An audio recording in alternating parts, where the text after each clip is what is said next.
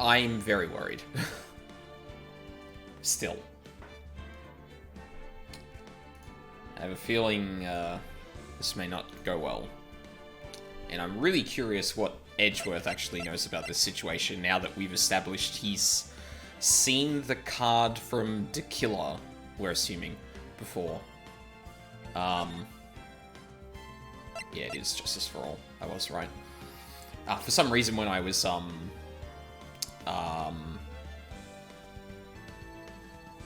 putting in the game for the category on Twitch, like, I put in Justice for All, but then I was like, fuck, is that what I was playing at the moment? Also, weird thing, the category for Justice for All had its picture changed. Like, it used to show, like, the game box for the one released for the, I think it was DS. Well, the one released in Japan, from what I understand. But, yeah, recently they changed that to be blank. I'm not sure what's up with that, but... Okay. I don't know if I'm ready, but... better now than ever. Right, so this is later the same day of the trial. Mystic Maya! Mystic Maya! There, Pearls. I can't take it anymore. Yeah. Look, it'll be alright. Everything may still work out. The condition condition was that we had to get a not guilty verdict. And so far, the kidnapper has kept his word and hasn't hurt Maya. And he won't because Mr. OnGuard hasn't been given a guilty sentence yet. That was not the deal, Phoenix. Cheer up. We don't have time to stand around crying. We have to get going. You're right. Mystic Maya is in much more pain than I am. Yes, that's right. So... Hey, you guys! Oh, hey, you guys! Glad I caught you, pal. Mr. Scruffy Detective? Oh boy. Looks like Detective Gumshoe has been dubbed Mr. Scruffy Detective in Pearl's book now. It's just plain old Mr. Dick Gumshoe now, and I came to talk to you, pal. But we're kind of busy right now. Okay, what do you want, Gumshoe? So, what are you gonna do from now on? What do you mean, pal? Well, you've been fired, right? So, do you have a new job lined up yet? Oh, that. What am I supposed to do now, pal? I don't have anything coming in at all until my next payday. What are you talking about? You don't have another payday? Or you don't have another payday? I guess that means I'm just gonna have to work here at your place, pal. Oh, fucking course. Say what? You'd be searching for things that will prove Mr. OnGuard's innocence all day, right? Well, yeah. So yeah, I'm gonna help you, pal. I've got lots of experience in investigating and watching over people's places. I'm great at making really simple meals, pal. I'll take care of it all. Come on, Mr. Nick. Let's let Mr. Scruffy Detective take care of things. Okay. By the way, what's your best dish? Instant noodles, pal. Why am I surrounded by people who only eat cheap, unhealthy foods? That was the first time I've ever seen Mr. Edgeworth act like that. Never thought he'd say something like he didn't care if Miss Andrews killed herself. Yeah. He said that? That's horrible. But because of him doing that, he got the truth finally. The truth. Miss Andrews' last testimony. I wonder if that was the truth. I'll give you that there was nothing strange in her testimony itself, but I still think there is something fundamentally wrong with the whole thing. You mean about that thing, pal? Why would she want to... No. I mean, almost need to frame Mr. OnGuard. I couldn't figure that out from anything she said all day. Then you're saying that you're saying that testimony was a lie? Not a lie, per se. Just feels like there's more here than meets the eye. Well, that's what Edgeworth would like us to believe. That's such a dirty trick. Even that woman prosecutor was better than that. Franziska von Karma. Speaking of Miss von Karma, do you have any more information on her condition? Wasn't she shot this morning? Miss von Karma was shot today on the way to the trial by a pistol pal. But she's going to be fine, right? I mean, Edgeworth said she was in a stable condition, but...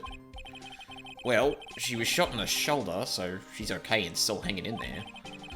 Should be done taking the bullet out, so she's probably resting at the hospital. Which one? Oh, hey Charles, how's it going? What? You going to visit her, pal? No. Well, like, was kind of thinking about it. Hey, you've actually got a heart, don't you? She looked like she was being tortured to death not being able to go to the trial today.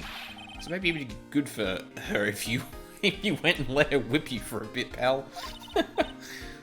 Let's go let her whip us, Mr. Nick. Okay, now I'm definitely not going.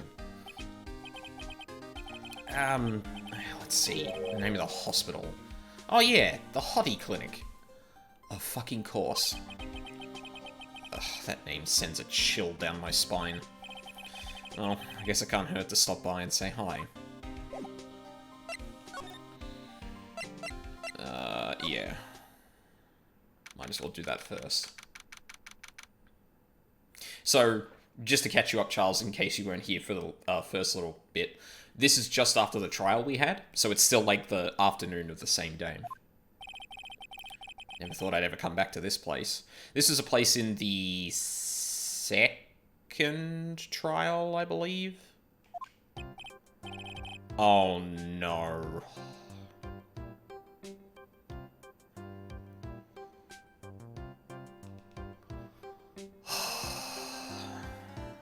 Yes. Are you here to visit a patient? Hi. Wait a second. You're... yes. I'm Director Hottie. Why are you still here? Yes. What is it? Can I help you?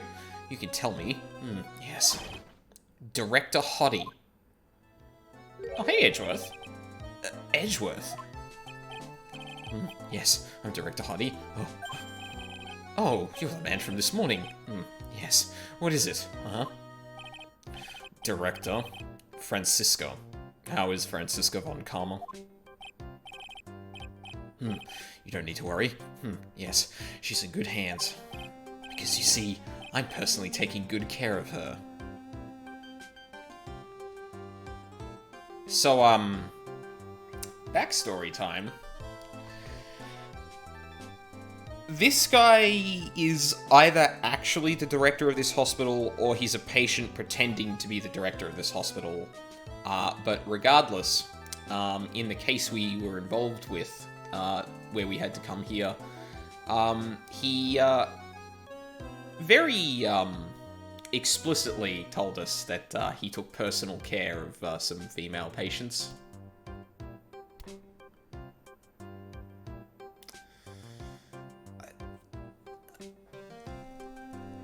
Ha ha ha. He sexually objectifies women. Isn't that so fucking funny? Fucking Christ.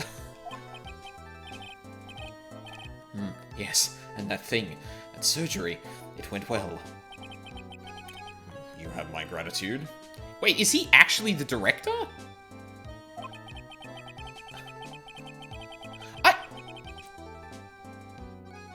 Oh, okay. Looks like Edgeworth doesn't know about this director and his secret. She looks so pitiful, absolutely terrified. Yes. But I understand. Yes. Her opponent was a gun, after all. And when I snuck up on her real secret-like, she would scream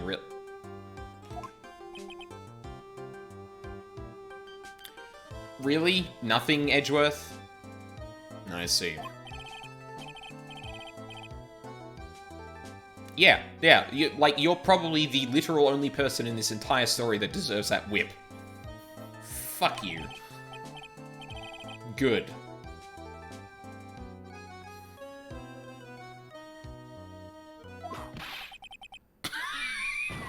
Good.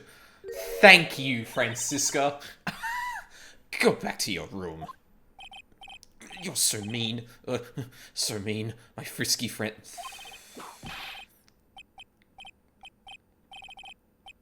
It's time for my IV drops. Yes. And what are those tulips doing in your hands, Mr. Phoenix Wright? Ah, I knew I shouldn't have come here. I was shot in front of the courthouse in my right shoulder.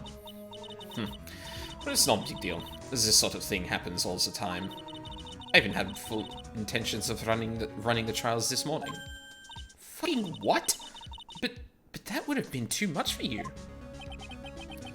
There's no need to act tough in front of us, you know. Regardless, I was dragged here by that man over there. He was so unyielding, one has to wonder if he was simply interested in stealing my case.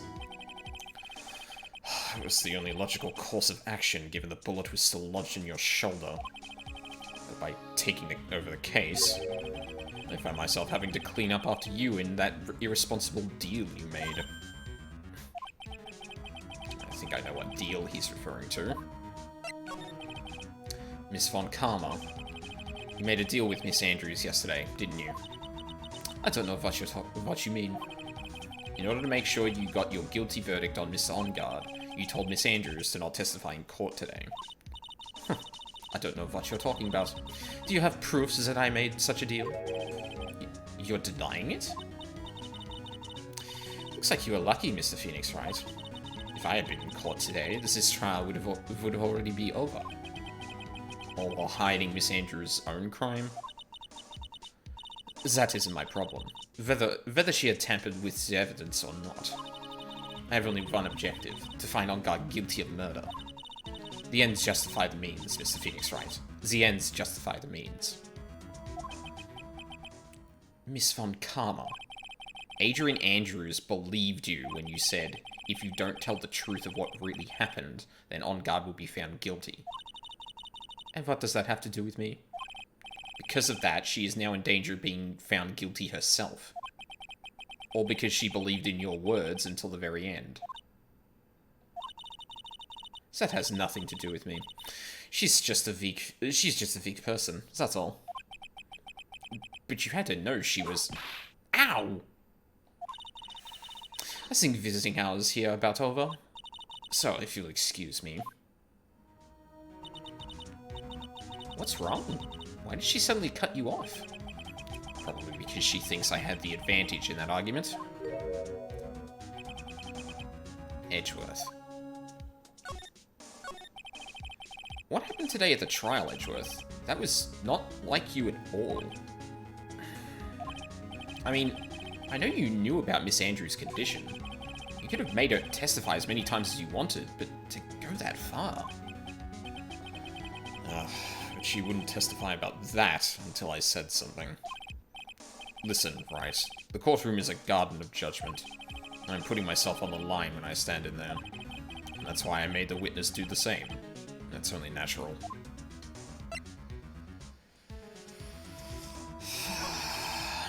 By the way, Edgeworth, you were really angry in court today. That's rare for you.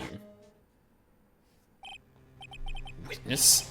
That card. Give it to me. Hurry. Do you have any idea what you have stupidly yet inadvertently done?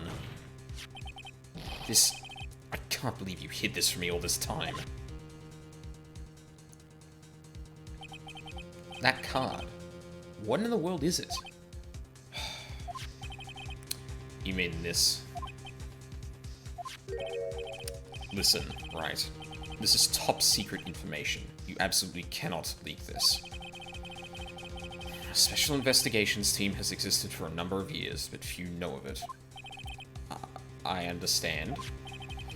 Their task is to find the owner of this card. A man called Shelley DeKiller. And just as his name states, he is a killer, an assassin. The best at that. An assassin?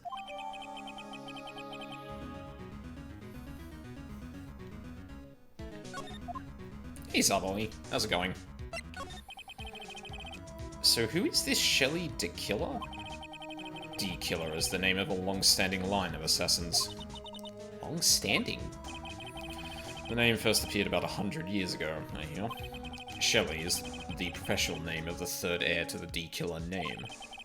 So, because his professional name is Shelly, he leaves cards with a shell on them? He has a habit of making sure to leave a card by the body of his victims. Why would he do something like that?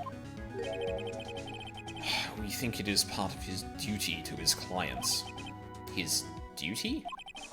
If he leaves a card, then his clients can be assured it was he who killed the victim, and also serves as insurance against any charges being pushed onto his clients. I see. D-Killer values the trust between his clients and himself above all else. It seems that this is one honorable assassin with a moral conscience. I guess that even assassins can... I guess that even honorable oh my god. That's good to hear. Apparently I'm having trouble talking today, which is great. I guess that even honorable assassins can exist. So, you think this assassin... You think he's the one who did the killing in this case? It would appear that way. The discovery of the card basically confirms it, wouldn't you agree? Shelly D-Killer, huh? Phoenix, come on. Put it together. I noticed something at the trial today. You were behaving in a very strange manner. Is something the matter? I guess I should just tell him. Maya... She's been kidnapped. Kidnapped? What does the kidnapper want? An acquittal. I see. I had no idea. I will prepare a rescue team as soon as possible and resolve this by tomorrow. Really? Did you hear that, Mr. Nick? Mr. Edgeworth is going to... Stop trying to console me, Edgeworth. I don't need your pity. Mr. Nick? There's no way you can find her. We don't have even a single lead to go on. There's only one way to save her. I have to get an acquittal somehow. It's the only way. Right. Listen. You need to know something. Juan Corrido was killed by Shelly D-Killer. And the client who ordered the job was On Guard. Is Matt On Guard, your own client. Please stop. I can't listen to you. I can't believe that. Oh, here we go. I see. Well, if you want to continue your investigation, you will need this. What is it? The hotel right now is restricted to police personnel only, as we are looking for any clues that might lead us to Shelly D-Killer. But if you take this with you to the hotel, I'm sure they will let you enter. See from Edgeworth allows Bearer to freely investigate the crime scene. Nice. In any case, I must attend to the preparations for Maya's rescue team. We'll meet again, if anything should happen. Now, if you'll excuse me. Mr. Nick? Do you think Mr. On Guard hired an assassin? No way. I mean, he doesn't have a psyche lock. Yeah, I guess not. Maya. Please, all I ask is you make it home safe and sound.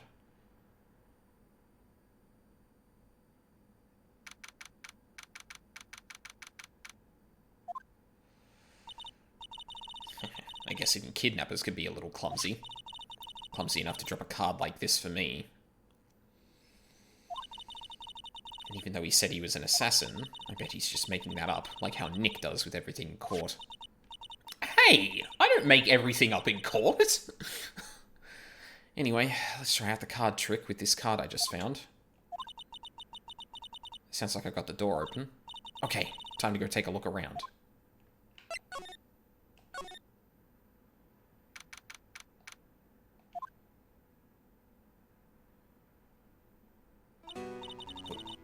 What is this place? Got a feeling I'm not in the hotel anymore. Mad accusation by Maya, right? I mean, a lot of people do make stuff up in court, but Nick? Phoenix has been fine. I can't think of anything he's just made up. Like, he's made leaps of logic before, but, like, nothing... you can't get through a lot of this stuff without, like, justifying it, so... I've got a feeling I'm not in the hotel anymore. Are those videos over there? Well, I'll worry about that later. For now, I should be looking for clues. That way, I can show them to Sis and maybe get out of here. Okie dokie. First things first. That's, Celeste. What the fuck? There's a framed picture sitting on this coffee table. It's a picture of a woman. She's kind of pretty. Hey, looks like something's written here. Let's see. I think it says, "With love, Celeste." Oh.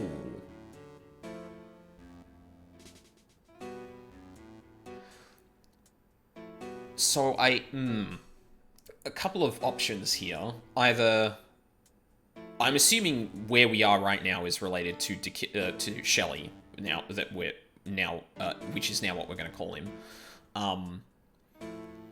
But is this a souvenir, or is this theirs? I bet this could be a clue.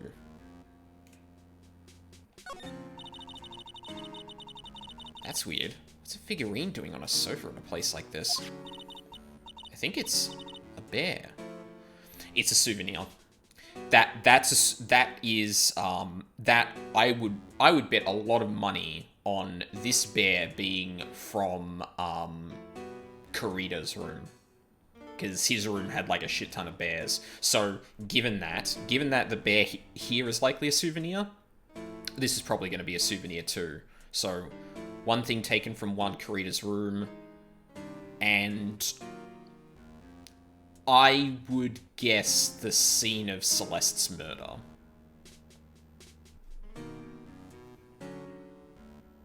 I think that makes sense.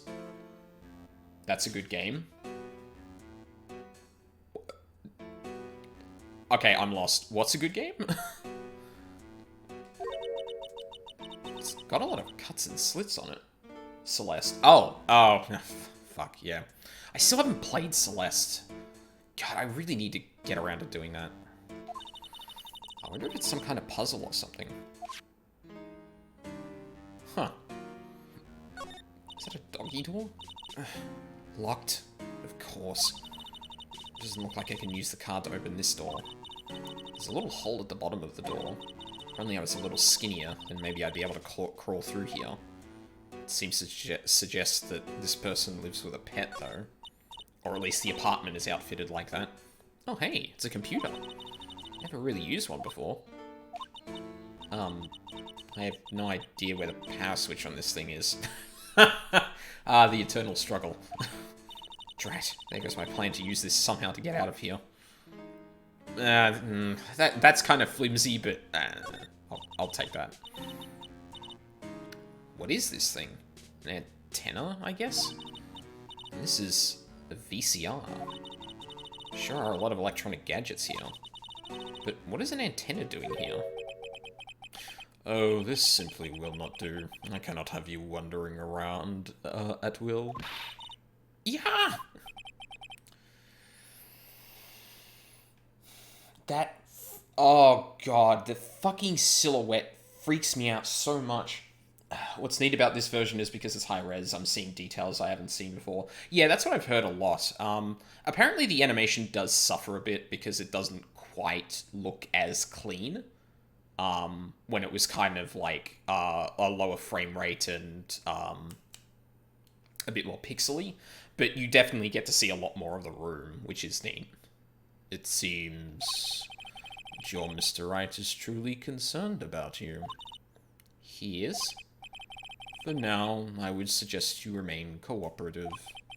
If you cannot, there are ways in which I can help you. Ways? You mean... Dead men tell no tales, is how the saying goes, correct? Dead? I am almost certain I told you on our first meeting. I am an assassin. No way.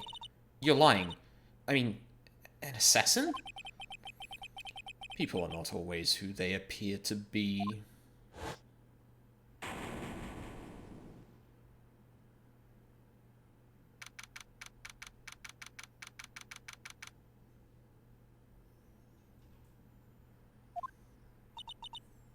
Mr. Nick? Oh, yes, Pearls? I got caught up in my thoughts about Maya's situation. Mr. Edgeworth has left, you know. I guess for now, I have no choice but to believe in Mr. Enguarde. I think I should listen to his story one more time. Alright, let's get going too. Okay.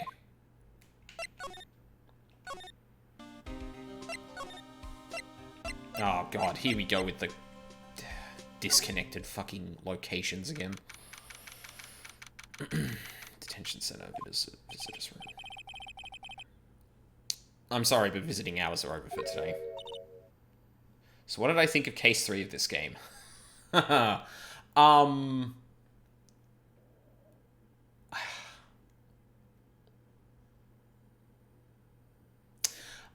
think that case wasted its potential with the weird twist it put in there.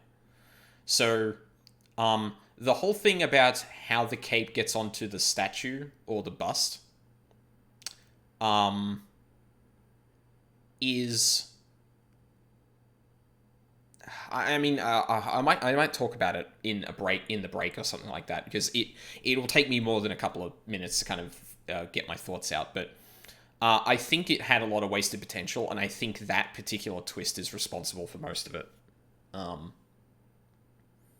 A lot of that case was actually really cool, but yeah, I feel like there was like a real missed opportunity to make an even better mystery there, and it was all in service of a twist that's really fucking stupid. Aw. Too many questions I need to ask. I'm sorry, but I'm Phoenix Wright, a lawyer for one of the... You're Mr. Wright, you say? Oh, yeah, there's a message here for you. A message? It's from Matt Enguarde. Here you are. What did he write? Is it something really important? I don't know. Well, let's see what it has to say. To Mr. Lawyer Dude, I've got something really important to tell you. Why do I feel uneasy all of a sudden? Just thought I'd ask, because a lot of people do not like it. Yeah, and I can see why. Again, I can talk about it a bit later, but the nature of the twist with that is, undercuts a lot to do with the actual murderer's, logic and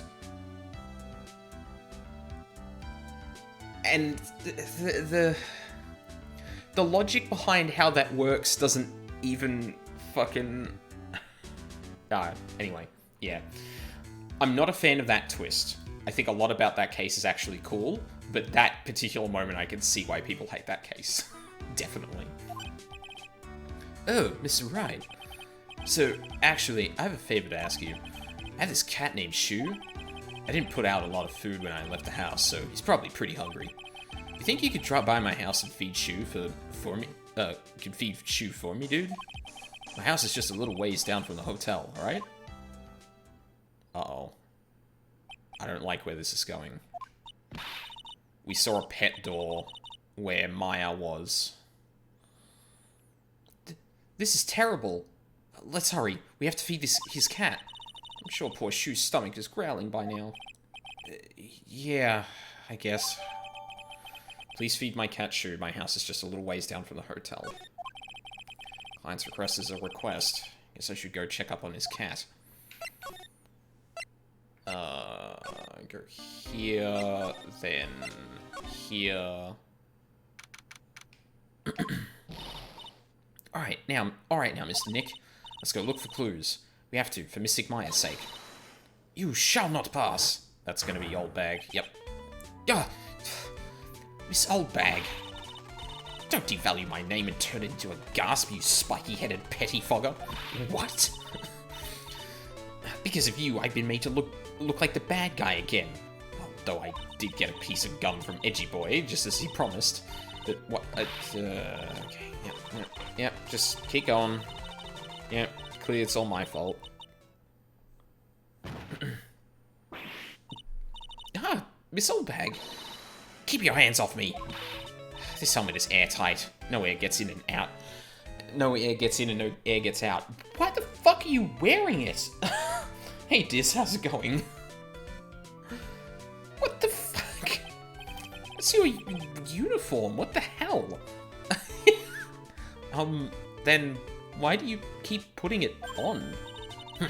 Don't think you can get me to move with silly questions. How can we hear her if it's airtight? You don't have to defeat me if you want to get by. I'm not hearing this.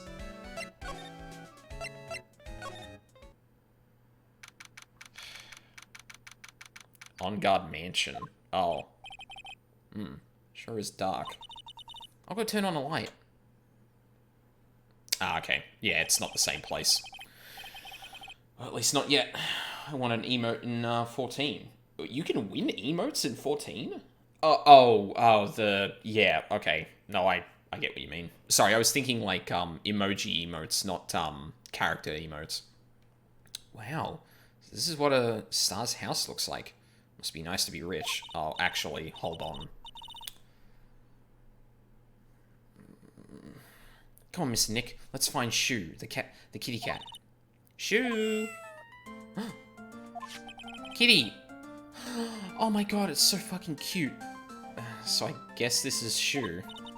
Oh, what a lovely cat. Hello, Shu. Teehee. Cat seems to like pearls. Yep, cat spotted.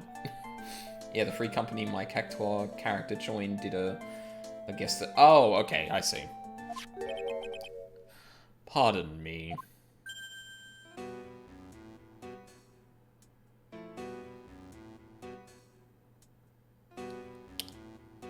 Oh, dear. May I help you with something, mister? Oh, we're lawyers. Actually, I'm Mr. On Guard's lawyer.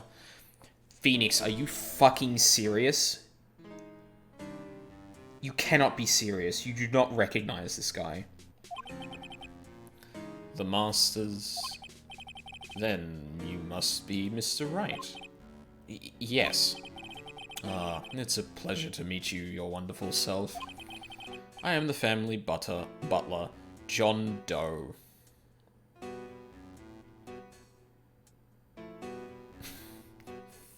Fuck. Nice to meet you.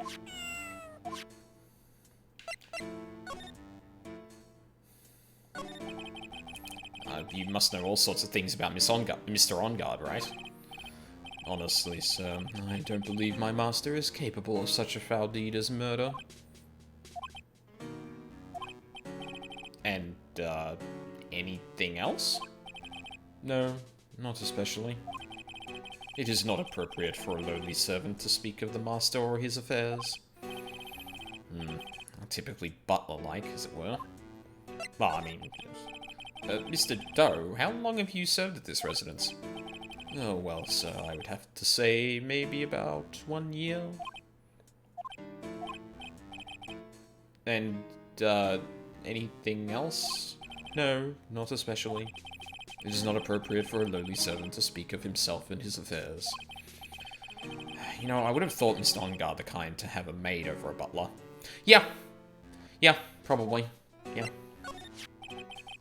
That's a very cute cat you've got there. It is my duty to take care of him. The master rather fancies Shu. Okay, Phoenix. Think about this. On Guard just asked you to feed his cat. There is a butler here. This doesn't add up. The master rather fancies Shu. And, anything else? No, not especially. It is not appropriate for a lowly servant to speak of the family cat. Well then, I guess I don't need this piece of scrap paper anymore.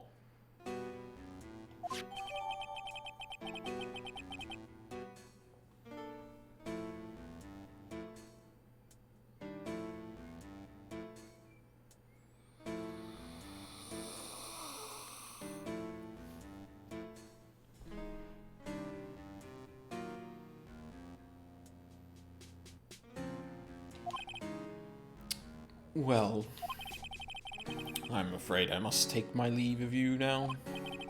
Oh, we should probably get going ourselves. Maya is right there! God damn it! Ah, so young and yet already so accomplished. A master of law. But there is also a lot to be proud of being a butler, in charge of the house and all. Thank you for the compliment, sir. People are not always who they appear to be. Now, if you'll excuse me. Bye, kitty cat. Anything to say about that door? Well, I mean, he doesn't know, but... There's a small door at the bottom of this bigger door, Mr. Nick. I bet it's for Mr. OnGuard's cat to use. Oh, you mean Shu? Hang on a minute. No, I'm pretty sure the pet door was on the left side when we were with Maya. So that would be the same door, or presumably. Door. It's locked tight. Well, I guess that's to keep nosy people like me from entering it. Yeah, also, what? I know we're kind of dancing around it because there's been more important things going on, but... Excuse me? A giant bicycle is flying through the air. And that bicycle, Pearls, is one where you don't have to pedal and it moves on its own. Really? Wow. But sorry to disappoint you, it can't fly.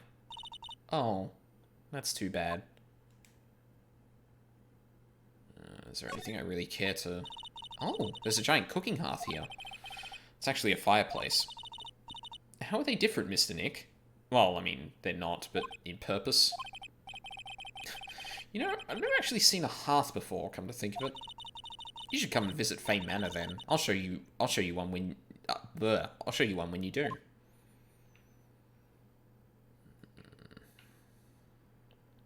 Could probably examine these. Oh, there's a door there. There's another door over there. You shouldn't go wandering off there, Mr. Nick. The bike is probably an interesting conversation starter. Yeah, well, I mean, when you've got an obscene amount of money, you show it off in stupid ways like this. Yes, Pearls. Now I know how Maya feels when I tell her to stop playing around. There are masks here. Yeah, that one in the middle is the Steel Samurai. The ones next to that are the Pink Princess and the Evil Magistrate. They fought many battles against the backdrop of Neo-World Tokyo. Wow, you really know a lot about the Steel Samurai series, Mr. Nick. About the Steel Samurai, Mr. Nick. I don't know whether to laugh or cry that I know more about that show than a kid. I wonder... Huh. I mean, he wasn't the Steel Samurai, but, like, I wonder if those masks are just souvenirs or if he's actually played one of those characters before. It's a very comfortable and spacious lounge set. I wonder if famous stars drop by and sit around and have a good time. In any case, I don't really belong here, do I? What is with me and feeling inferior today? Okay, I guess we move on.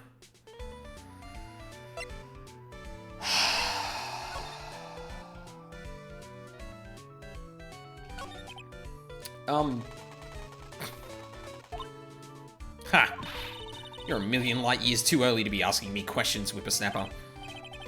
Looks like the only way I'm going to get any investigating done is to first do something about this kooky alien. Wait, really? No. Can't I just move past her? No. Well, what the... I guess I could present this. Maybe if I show her this letter I got from Edgeworth. Miss Oldbag, if you would look at... What? You want me to look at this worthless piece of... was written by Edgeworth, of course. Of course, that's why she fucking... Edgy poo. Ugh. Is that a perfume? Pheromone de armor? Pheromone de armor? I smell? Ugh. Let's see here. Would you please allow this unsophisticated young person to conduct his investigation? Yours truly, Miles Edgeworth. Yours truly? That man's good at flattery. Fine, but only because Edgy Poo said so, you understand? I just thought of something I have to do. Remember, no messing around. You do anything bad and I won't let you off the hook. Looks like she has strong feelings for Mr. Edgeworth. That may be, but you know nothing's about to come of it. That's so mean, Mr. Nick. Feelings are meant to be told and shared. Ow! Every time we talk about love, I always end up with a handprint on my face somehow. So, anyway, let's continue our investigation. Okay. Fucking... Ah! What? What now? One little thing before I forget. I can't go into On Guard's room today. Why? The police's main investigation team is going to be in there all day, you hear? I wonder if they're the team in charge of investigating De Killer. So don't go in there. Set one foot in there and you'll face the wrath of Wendy Oldbag. Great. Looks like we're the only ones here. And yet, the hotel seems so busy somehow. Probably because the police team is scouring for clues about De Killer. I feel like this is going to be useless to examine. Hey, city boy. Lotta, you're still here. Reckon course. Investigative photographer eats or starves on her ability to snap up the scoop, yeah? This hotel just has that aura of mystery. You know, like something's always about to happen. But do you have a camera? Oh, wreck given. Photographer's gotta have cameras out the ear like... Oh god, why are you saying this? Cameras out the ear like corn to be a real pro, you know? So I'm hanging around here... Speaking of cameras and feeding the mouth, do you have mine, you bread thief? Why can't you drop that thief thing already? I believe we do have it? Would you please what? A steaming hand towel? Need one for my eyes. Today just ain't a good day for my eyes to be looking at stuff. How convenient. Maybe I'll have to use that one next time you show me something. I want to ask you about the night of the murder. What? You really gonna shell out the bucks for the info I got? Lotta, you were loitering in this hallway the night of the murder, were you not? Well, kinda, but... Brace yourself, Phoenix. Here it comes. I didn't exactly hang around here the entire time, you know. Followed a few stars around. Got a few autographs, shook a few hands, had a soda pop with a few of them too. Looks like she wasn't here the entire time that night. Security lady also wasn't in this hallway the whole time either. I guess this means there's no one who can tell us who came and went that night. So, about the note that was inside your camera case. Oh, that ditty I wrote? Yeah. Can I believe what you've written? You mean the stuff about On Guard shoving his manager lady onto Clarita? Yeah. Well, I reckon you best not be believing that. What? Look, I sort of wrote that on a whim, you know? Writing at whatever came to mind. Whatever came to mind? Yeah, when you get down to it, it's just a lot of random bull daughters. Great. Hey, what's with you? Why are you staring at me like my grandpa used to? Hey, why do you look like you suddenly got older, too? Or am I just shrinking here? The fuck? Ah, my baby! My $1,600 baby! What's with that red-coated prosecutor anyhow? That guy told me it was evident. It was evidence and refused to give it back to me. Well, that's kind of how it is. Hey, you're that redcoat's friend, ain't you? So put in a few good words for me and get my camera back. You want me to do what? Listen, nag the guy real good for about 5 hours and I guarantee he'll give it back. I don't know, I don't think Edgeworth is the one to crack, especially to, Phoenix. Why don't you do your own dirty work? Well, I reckon it's time for me to get going. Tabloid photographer without a camera is just a tabloid, huh? Yeah, I guess so. Keep yourself together out there, you hear? I'm coming to see you in court tomorrow. Okay, I'll see you then. And you too there, little one. Keep up the good work, okay? Okay. Don't be picky about your food now. Okay. Make sure you do all your homework, you hear? Okay. And if you happen to find yourself a camera, make sure you bring it right to me. Would you please just leave already? Great.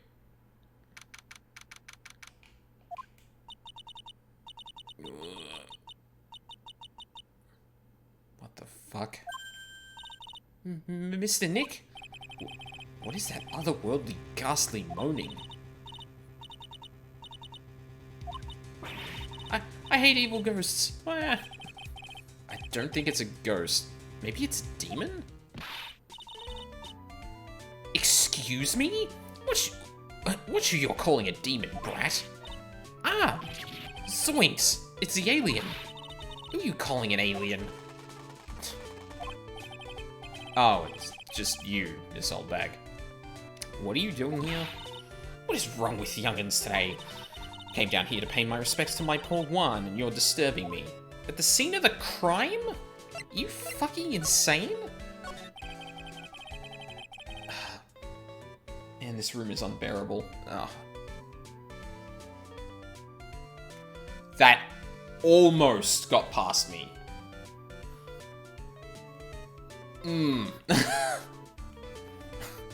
Please talk to me about the night of the murder, just one more time. I talked about it plenty at the trial. I was fooled, tricked, deceived by that fraud of a photographer and her note. She was loitering around here with that imbecilic look on her face. With that imbecilic look on her face? Okay, got it. Now, hold on a second there, you little pipsqueak. If you're going to take notes, at least make me sound better than that. Oh, alright. Now I've seen everything. But you know, I was working that night too, doing my job, minding my own business. So it's not like I had time to waste... Oh, excuse me. I had time to waste standing around here the whole night.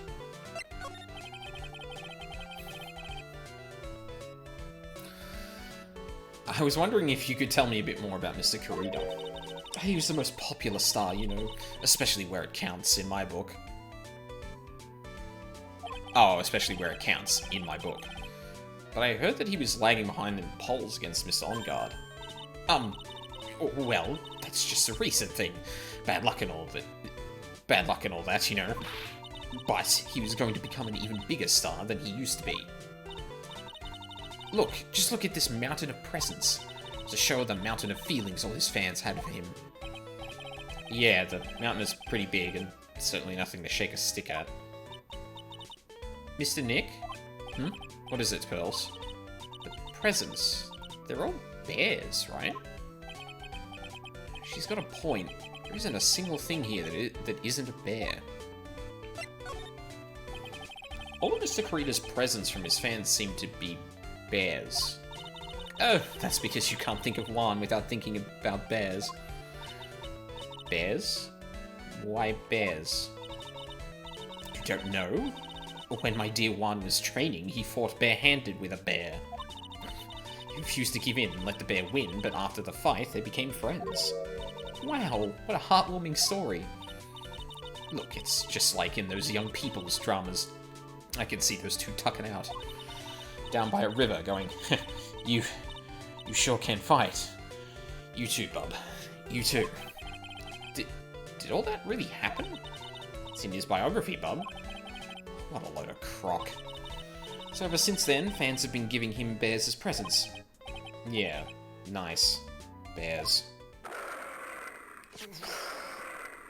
I'm Uncle Bear, and I say it's barely 8 o'clock. What is that infernal racket? That's one of the presents going off. Sounds like it's already 8 p.m. Way past your bedtime. Ugh, that startled me. I was going to die for a second. 8 p.m. That's the time when the award ceremony ended that night, remember? Time sure flies. Hard to believe it's been 2 days since the ceremony. Oh dear. Hello? Hello? This is not a phone. Maya! How is Maya? You haven't hurt her, have you? Seems you are not able to fulfill your end of the bargain, Mr. Attorney. I have heard the news, so it would seem my present did you no good. No! Mystic Maya! Mystic Maya! One more day. Please. All I ask is for one more day.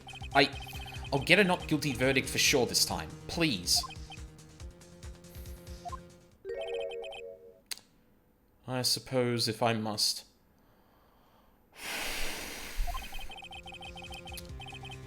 I need that acquittal more than anything else, after all. Please. Please let Maya say something. I want to hear she's alright.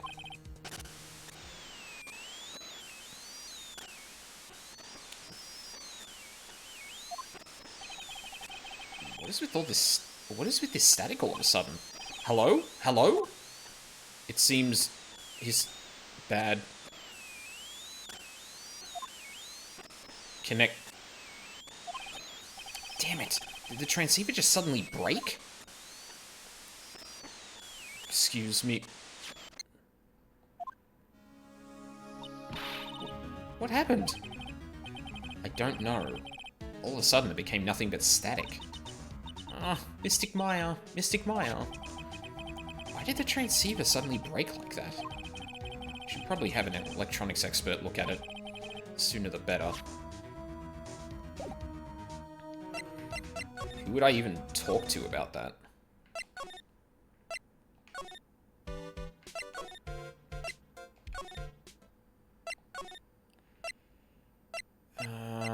Criminal affairs, maybe?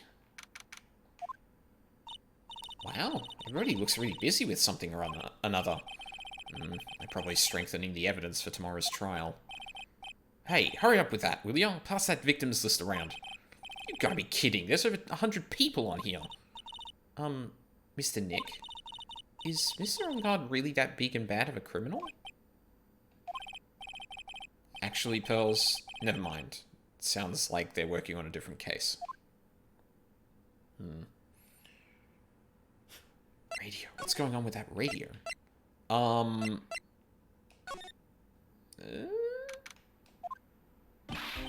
Hey, welcome back, pal. Thought I'd make you a little something for dinner. That's nice. Thanks. Rich man's luxurious full-course meal. Out of a can, that is. I'm sorry you went through all the trouble to cook, but I don't have the time to eat. Oops. Looks like you don't have a can opener, pal. You've got to be kidding. Here I thought he had already whipped something up. Oh, I know. There is one way I know how to be helpful. Ask me about anything you want, pal. Go ahead. Well, since he's here and offering, I wonder what I should try asking him about.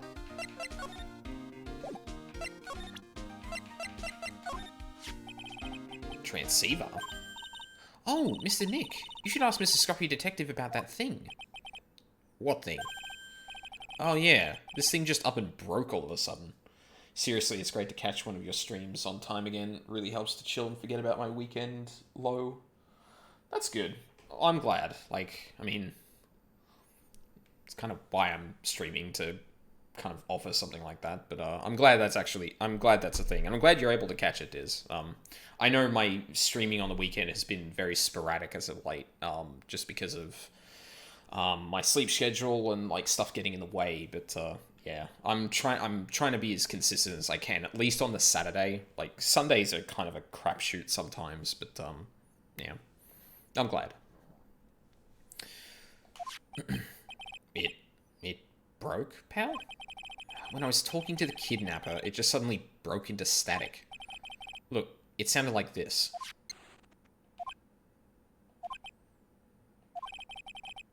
I don't hear any static, pal. Huh?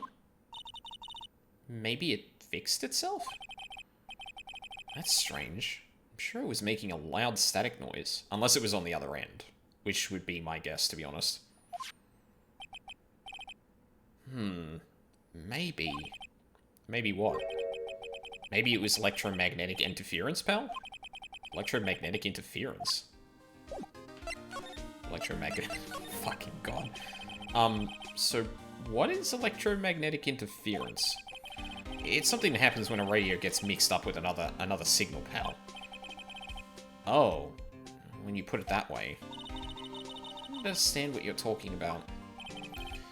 Like, for example, when a cell phone goes off next to a computer screen, the stuff on the screen gets kind of fuzzy and starts acting funny, right? Well, I mean, with older tech, yes. Huh? Computer?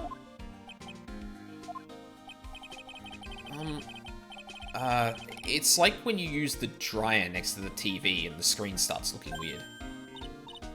Oh, yes, the TV does do that.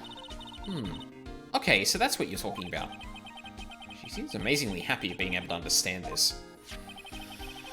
So the room you were in when that interference to the transceiver happened. There's got to be something there that's sending out very strong radio waves, pal.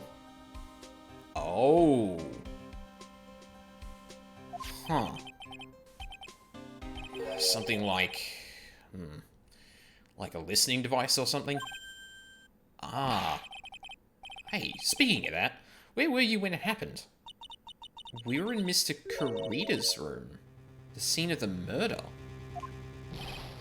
What? That's it. I'm going to sneak into that precinct and get a bug sweeper. I'll meet you at the crime scene later, alright, pal? Wait, Gumshoe. Oh yeah, babe. Oh yeah, baby, it's investigating time. I'm on fire, pal. My fingers are itching to go. Yeah. Oh, Gumshoe. We should be going too, Mr. Nick. Alright, let's go.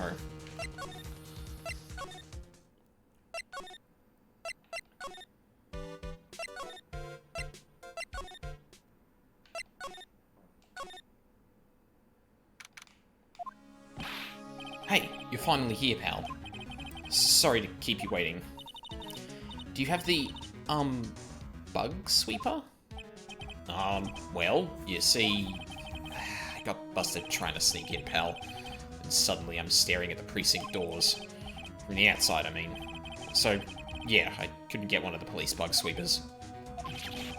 What do you mean you couldn't get one? We need that item. Hey, calm down, pal. I didn't say I didn't get one, just not the police's. Wow, so this is a bug sweeper. It looks a little broken. Hey, this was made when I was in elementary school, pal. Oh? By who? Me, of course. Ah, seeing this sure brings back memories. Wait, what the he made this? Hey, don't look down on it, pal. Sure, it looks a little beat up. But I put my heart and soul into building this puppy here. Your heart and soul? Oh, thanks for the host, Charles. I appreciate that. It'll work. Trust me, pal. It'll do the job. But you can't set the sensitivity. So it's going to beep at anything that gives off electromagnetic waves. But isn't it better that way? Oh. Well, anyway, since I brought it all this way, might as well give it a whirl, right, pal? I'm getting that sinking feeling again. Okay, now I'll tell you how to use this baby. There's a listening device or something, or some other sort of bug hidden in this room, pal. So we're going to find it, right? Right. Now, let's turn the sweeper on. Next, move the sweeper around to give a room a real thorough look-see, pal. The sweeper will let you know how strong of a signal it's picking up, so keep an eye on it, okay? Once you find something that's giving off a lot of radio waves, press a button to lock onto it. There's a lot of things here that's going to give off radio waves, so let's take a good look at anything and everything that seems suspicious, okay, pal? So, Who puts a dryer next to a TV? I mean, if you're in a small apartment, kind of can't help it sometimes. I was in a like really small apartment. I almost fell asleep during stream. Oh, weren't you playing Monster Hunter? That seems like an awful idea. You could just kill a run by like spacing out for a few seconds. Ouch. Is it late there? What time is it here? It's 2, which means, like... is it, like... 10 or 11? Your time? Well, actually, I guess that could be off by a couple of hours, depending on the coast, but... Yeah. I hope you didn't lose anything valuable, Charles. Alright. I'm gonna go stand outside and keep an eye out. It's 11, but for some reason I'm really sleepy. Yeah, I mean, I was like that yesterday. But I also wasn't feeling great yesterday. It's past now, though, so I assume I just ate something bad.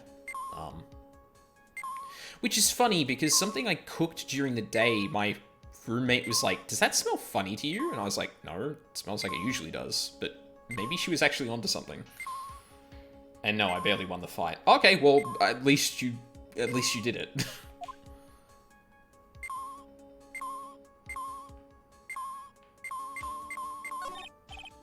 Lamp, check. Listening device? Nope. There are a lot of lamps in this room, aren't there, Mr. Nick? Yep.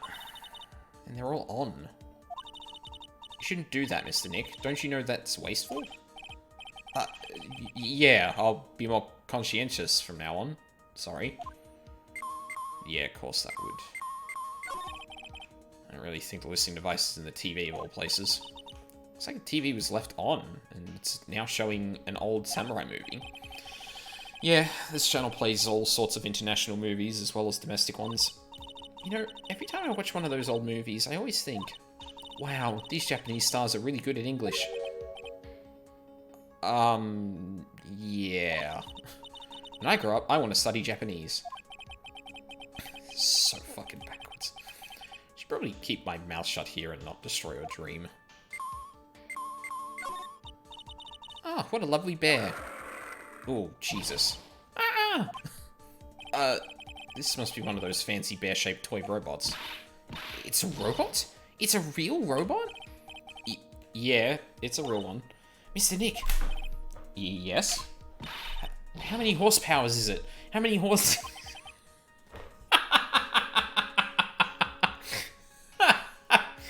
Oh, pearls. Wait, what?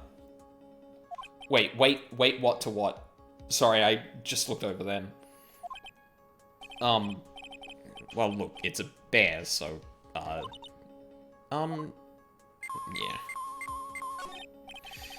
Well, phone is the most common place for a listening device, I'd say.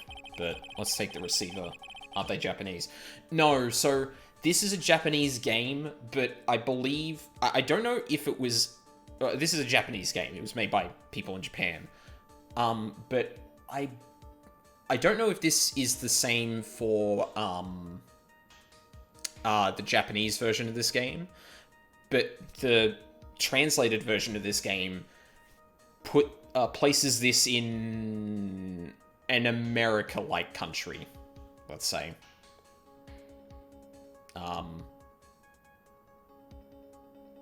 Yeah, like, I don't think it's explicitly said to be America, but yeah. No, it's not like more modern Japanese games where if it's set in Japan, it's still set in Japan, but they just translate everything. This was like, I think they actually changed the location or the setting to like a an American-like country. Let's take the receiver apart first before we get ahead of ourselves here. Wow, you know a lot about electronics, don't you, Mr. Nick? Yeah, I know tons, especially when it comes to taking them apart. It's my specialty. I'll leave the fixing part up to Gumshoe. So, is there a listening device in there? No. I really thought it had to be in the phone, too. A cell phone? Nope, no bugs in here. A cell phone? What? Don't tell me you don't know what a cell phone is. I'm sorry, I've never seen one before.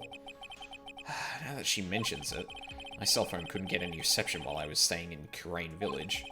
And Pearls has never lived outside of that village, so... Well, I guess I can't say it's impossible to live without one.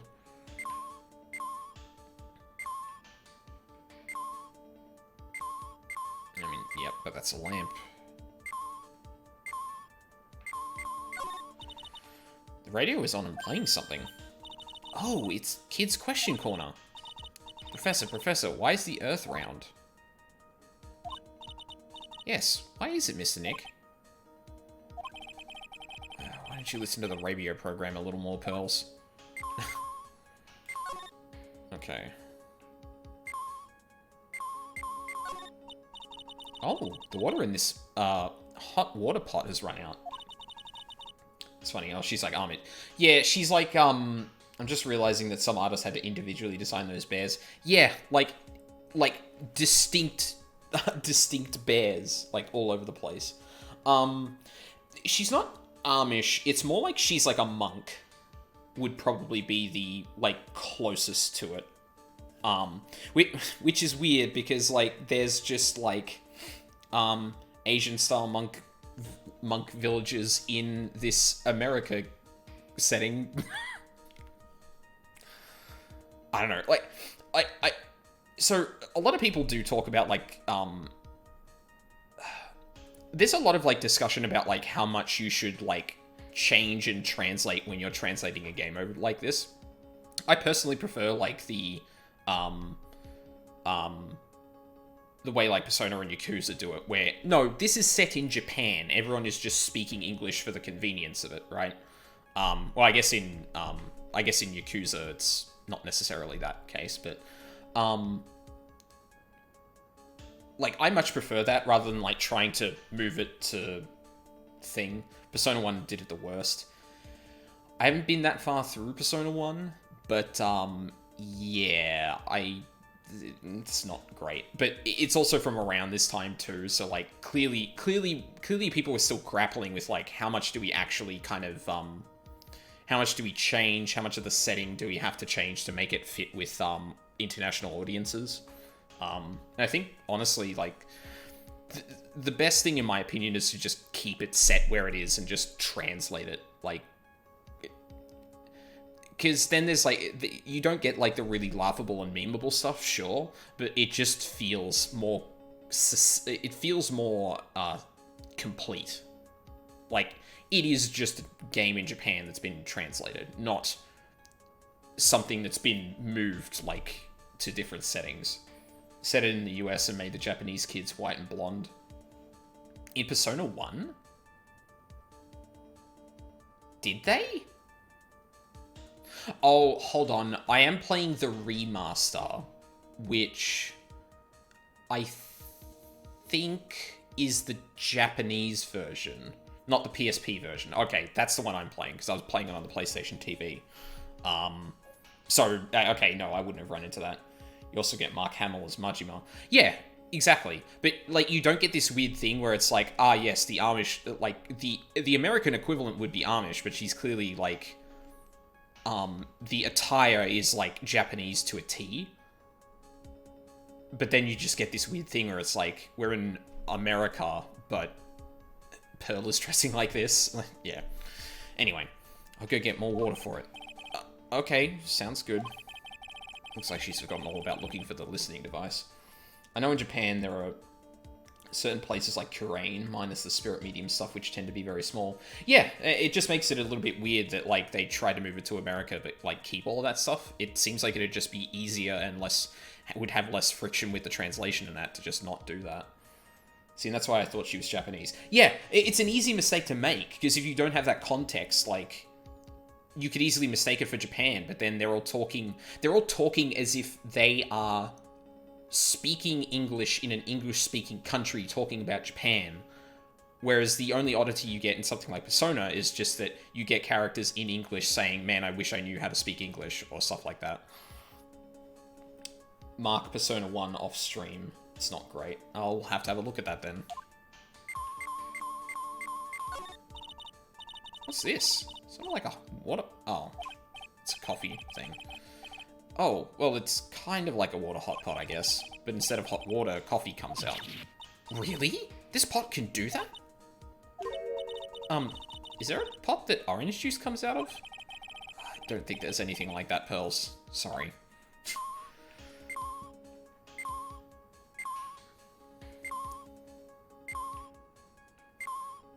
I mean, yeah, the laptop, of course, but... You know what? Since people in chat are looking at it, I'm gonna... What was it? Look up, Mark Persona 1 off stream.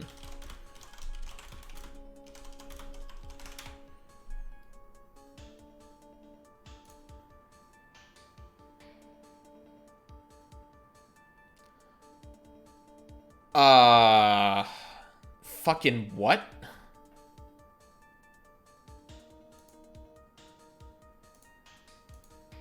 Hang on.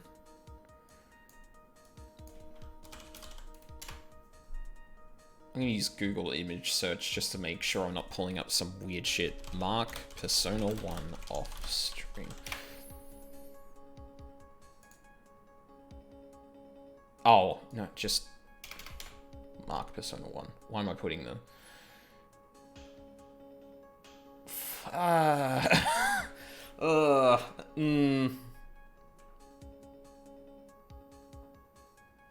Mark danced great. Okay, we're not looking at that anymore. Jesus.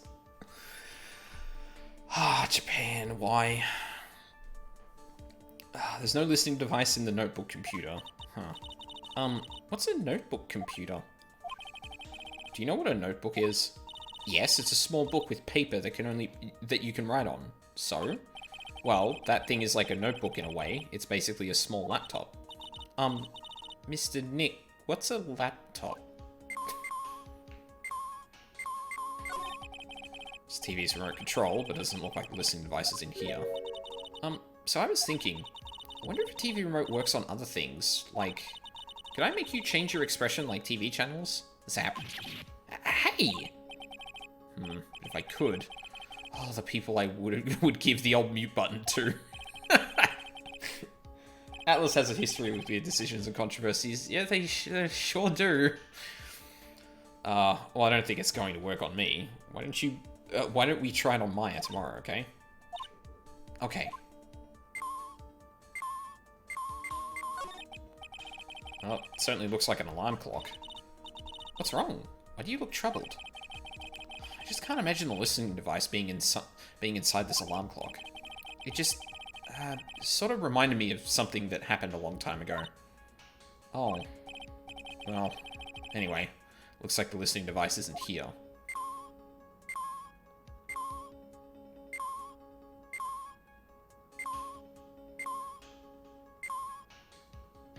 I feel like I've...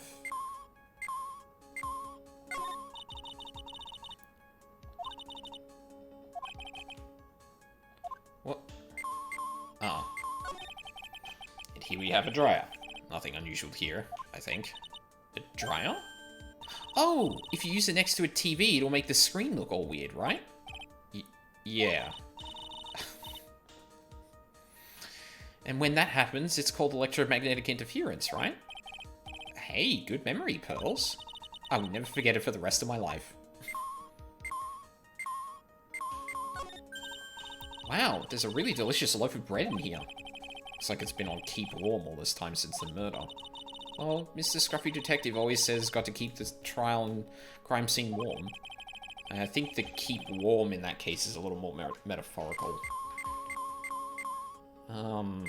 Okay. Oh. This is just a giant stuffed teddy bear, right? It's the biggest one I've ever seen. Hey, so did you guys find it yet? The listening device, I mean? First one he would mute would be Edgeworth. Yep. Or, no, the first one he'd mute is Old Bag. Because she continually goes on rants that, like, just proceed by themselves. That's the first person who's getting the mute button. No, not yet, but this bear's eyes. Let's see. Perfectly normal stuffed bear with some really strong radio waves. Sounds like you found the device to me, pal. Let's dig this big fella's eye out and see what we've got. No, you can't. Such a violent act. Ugh. No.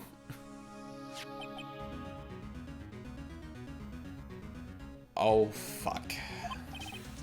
It's a miniature camera. It looks like there's more. There's a transmitter and a timer. Oh, what mitter? A transmitter, pal. Oh, is this more of that high-tech stuff? So this tiny thing is a camera? Yep, it's a pinhole CCD camera, pal. It's a small high-grade video camera mostly used in security systems. So it's a video camera. It runs on batteries, which comes with it in a set. But there's no videotape in this camera. Now, this is only the camera part here, pal. The tape recorder within the tape inside it is somewhere else. Somewhere else?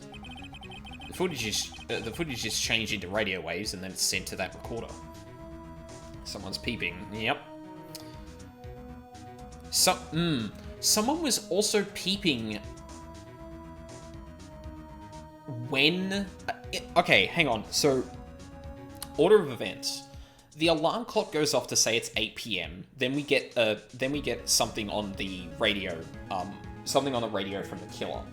About halfway through that conversation, it starts to cut out. Now, if our theory is correct, then someone turned on this camera to see what was happening in it.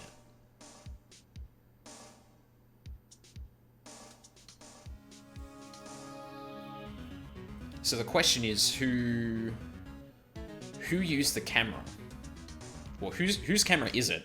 And if it belongs to Shelly, did Maya try and turn that on? And if it isn't owned by Shelly, who was spying on Corita? The footage is changed into radio waves, yeah. So, it's sort of like a TV broadcast, isn't it? Hey, you know, you're right. Spy camera. Set to record the victim's room from 8 PM for 1 hour. Oh, was running at the time of the murder. And that's when the... oh, I mean, this has got to be Shelly, right? So, what is a transmitter? It's a device that sends the footage... Yup. We got another one, folks.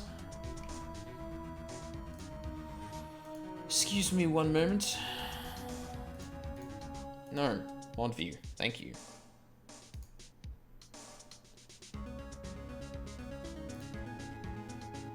Were you sending me one of those big follows links? Yep. That's a ban. Okie dokie.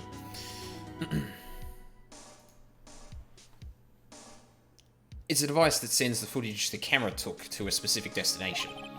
It's like a video version of a listening device, pal. And it looks like it's attached to a small clock-like thing. Oh, that's a timer, pal. Wait, why did this spy camera give us information we didn't know? Because the time that it was set to go off was clearly in this part of it, but you could set it to turn the camera on and record at a certain time with it. You can set it for a certain time? Yep. Let's see. This looks like it was set to start at 8 PM and go for 1 hour. 8 PM. That was the time the awards ceremony ended. There's no date set, so it's been recording every night, I guess. Mr. Detective, how long has this bear been in here? I'm pretty sure it's been here since the night of the murder. Then maybe this camera caught the murder on tape. What? And if you think about the angle the bear is at, it's bound to have had a clear shot of the whole crime, pal. Spy camera to radio waves and transmits the data. So there was a camera in this bear's eye, and it was disguised as a present. And I'm sure it was here on the night of the murder, pal. It's pretty big, so it stands out pretty well in my mind. But who gave Mr. Kirito this present? I, don't know, pal. But this means that someone out there has got a video of what happened here that night. Isn't there any way we can find out who that person is? It's impossible, pal. Radio waves can be sent almost anywhere, so there's no real way to find out. Oh. Is there really no way to find out? Who gave him the bear? Like, surely all of these presents would have been delivered to Kirito at some point, and they're probably from people, so someone should know why. So, well, at the very least, someone should know when this bear was moved into the room, and there might be some record of who sent it. That would make sense. Don't know if it's gonna happen here, but... So I remember the Ace Attorney game having typos. Did they fix that in this version? I don't know. I can't think off the top of my head if there was any really bad typos. There might have been one, but I can't really recall. I got it. What? Hey, pal, let me borrow this mini camera for a bit. What are you going to do? I'm going to go around to the electronic shops and see if I can find out who bought this. But that's impossible. I mean, it's already 9 PM. Leave it to me. Even if I have to search all night, I'll find your man, pal. Okay. Oh yeah, baby. It's investigating time. I'm on fire, pal. My fingers are itching to go, yeah? He's gone? Yeah. But Mr. Scruffy Detective sure is a nice man. He's pushing himself so hard, all for Mystic Maya's sake. It's a mystery how you always manage to do things in the most inefficient ways, right? I'm assuming that's Edgeworth. Yeah. You'll have to excuse me. I heard your conversation just now. Edgeworth, what are you doing here? A rescue team has been created and deployed. I can't say I'm optimistic, but we have to move forward, one step at a time. I see. Thanks. Don't thank me yet. We still have to find her. So there was a spy camera hidden inside this stuffed animal, huh? You're one lucky man, right? Huh? Do you know this stuffed bear, little girl? I have no idea. Of course not. The maker of this bear is a very expensive luxury brand from overseas. Yeah, I was gonna say, that is like a life-sized bear too. That would cost a lot of money. This looks like taxidermy levels, right? All of the rest of these are like souvenirs and toys. This is like a fucking... This is like a museum display or someone who's got far too much money display. It was fixed, unfortunately. There was actually a typo in my post, lol. Oh. Wait, was there? So I remember the Ace Attorney game having typos. Did they fix that in this version? Now I feel like an idiot for not seeing that, but... or for still not seeing that there's a typo in there, but... from overseas. It's completely handmade, and only a small number of these are exported here. What? The camera and transmitter that Scatterbrain detective took with him are dead ends. Things like those can be bought anywhere. However, this bear is different. By tracking how it got into this country, this bear can tell us who the buyer is. Thank you, Edgeworth. Can you really do that, Mr. Nick? Oh, can you really do that? Mr. Nick, can he really? Well, I guess so. It's 9 PM. Think I can still make it in time. I'll be taking this for now. I'm sure you have other things you have to do. What? Is he just carrying it out? See you soon, right? Wait! What? Why are you doing this?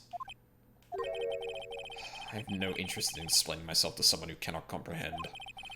But besides that, right? Until court reconvenes tomorrow, you should concern yourself with this question. Who was the person that murdered Juan Corrida? The real killer?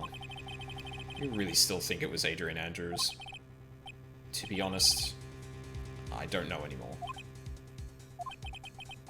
You still have a little time left. Find the truth, right? Everything begins with the truth. Juan Corrida's real killer. Miss Andrews passed. The kidnapper whose sole condition is an acquittal for Mr. Engarde. And this card, Shelley the Killer. Maya, the only way I can save you now is to find all the answers to this case tonight. I don't understand what your real intentions are, Edgeworth. But as you said, all I can do for now is find the truth. Nice. Imagine Edgeworth just going, I'll be taking this now, and just lifts the bear and carries it over his shoulder like it's nothing. Yeah, like, I'm imagining, like, he basically picks it up like it's just, like... oh, no. You know what happens? He, like, picks it up like, Wayne with his, like, cardboard fridge in the background. He just, like, puts it under his arm and fucking walks out.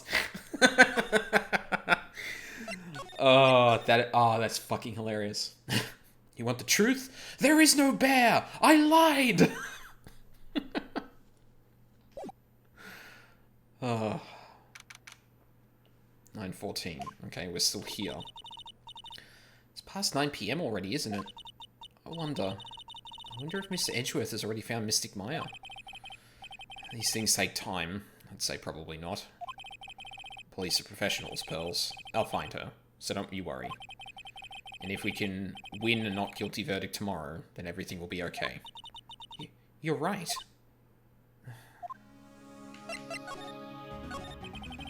So the real person who killed Mr. Corrida was that assassin, Mr. Shelley the Killer, right? And the card Miss Andrews found at the crime scene seems to be proof of that. But if that's the case, then a new question comes to mind. Who is the one that hired the killer to begin with? Who is his client? Didn't Edgeworth already say... Well, I guess Phoenix wants to find out specifically, but Edgeworth gave us what I assume is a very big clue. You mean who asked for the murder? That person didn't want to dirty their own hands in blood, but whoever this client is still a killer. Who could have hired the assassin? Do you think it was Miss Andrews? I wonder. But if she was the client, then why go through the effort to stab the knife into the corpse herself? But if Miss Andrews wasn't the client, then... No, it can't be. Matt Engarde himself? If Mr. Engarde really did hire the assassin, then he is not innocent at all. Far from it, he would be guilty of the crime. Well... So the person that would be found guilty of murdering Corrida would be the killer. Engarde would be definitely guilty of a crime, but not... Like, in a murder case like this, I'm pretty sure the explicit guilty party would be the assassin. But if it comes to light that Engarde called for the hit, he's guilty of a crime. Bit of a technicality. I don't know if that's going to be a thing or not, but it can't be Mr. Engarde, right? I mean, when we first talked with him... Mr. Engarde, I'd like to ask you one more question. Did you kill Mr. Juan Corrida? Alright, just so we're clear, dude. I didn't kill anyone, and that includes Juan Corrida, okay? And that is... So that can be true, and he could have still called the hit, because he didn't kill that person. And we've already discussed that On Guard has a, like, much in the same way that Andrews has a dependence on really strong people, On Guard, like, defers everything to other people. He won't answer questions without talking to someone relevant that manages that for him. He seems to be, like, really reluctant to do anything without, like, literally communicating with the person that should know the answer to that, right? He's talked to his publicist before, he's talked to his manager, he's talked to someone else on the phone too. So, On Guard telling the truth that he didn't kill someone could 100% be true and not a lie. But he still could have called the hit. Actually, that reminds me. Did you remember something, Mr. Nick? Yeah. Something Miss Andrews said at the trial today. She said something interesting. So what is this interesting thing? Oh, that's right. You didn't hear it, did you, Pearls? One had everything on the Jamming Ninja this year. Oh, one had bet everything on the Jamming Ninja this year. And if he lost the Grand Prix, he was going to make sure Matt was going down with him. And that's what he thought. That's what he thought, anyway. Oh.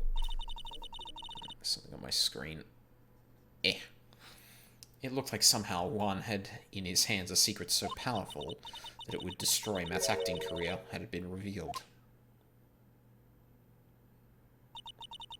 Mr. On Guard's secret? What is this secret? I don't know yet. But for now, let's think about it this way. Mr. Kurita was going to reveal this secret. That means Mr. On Guard had plenty of motive to have Mr. Kurita silenced. Which means we have to meet with Mr. On Guard. There's no way around it. Okay. Wow, it's really getting late, isn't it, Mr. Nick? Yeah, it's past 9 PM already. We still have some things to prepare for tomorrow's trial. There's still the matter of this secret Mr. Kurita held about Mr. On Guard, and Miss Andrews' real intentions. There are two things I must know tonight. But aren't visiting hours over at the detention center? I'm sure we'll think of something, Pearls. Don't you worry. Don't really know what you're gonna think of, but sure. Hi. Hey, wait! What is it, Whippersnapper? All I know is nothing that has anything to do with you is ever good. Like just now, I was handed this strange device for who knows what reason. And I was told to use it to search the whole hotel. That's the bug sweeper, isn't it? The one Gumshoe made? That food has gone cold by now. No. No. No, people just keep replacing it like every hour or so. It's fine. It's fine. It's a buffet. A really expensive buffet that has been wasting food for days now. I don't know, and frankly, I don't care. But the request came from Edgypoo, so... Edgeworth. And he said... If you feel angry, direct your anger at that unsophisticated lawyer. So I'm going to feel free to direct all my anger towards you. Ugh, gee, thanks a bundle, Edgeworth. What a pal you are. So, I know Phoenix wants to think that that's like, Edgeworth being a dick to him, but I wouldn't be surprised if Edgeworth is actually kind of playing into Old Bag's kind of hatred of Phoenix and like of him. Like, I wouldn't put it past him. He is a lot brighter than most people in this game. So does it bug anyone else when fictional characters barely eat their food, then walk away? What do you mean? Like a scene is at, like, a restaurant or something, and then it just kind of, like, moves on, or... This is absolutely top secret, so you had better keep it to yourselves. I heard they found a spy camera hidden in one of the presents. Very interesting. I'm sure it was, you know... It was to catch poor Juan in the middle of a scandalous meeting. Scandalous? What's that?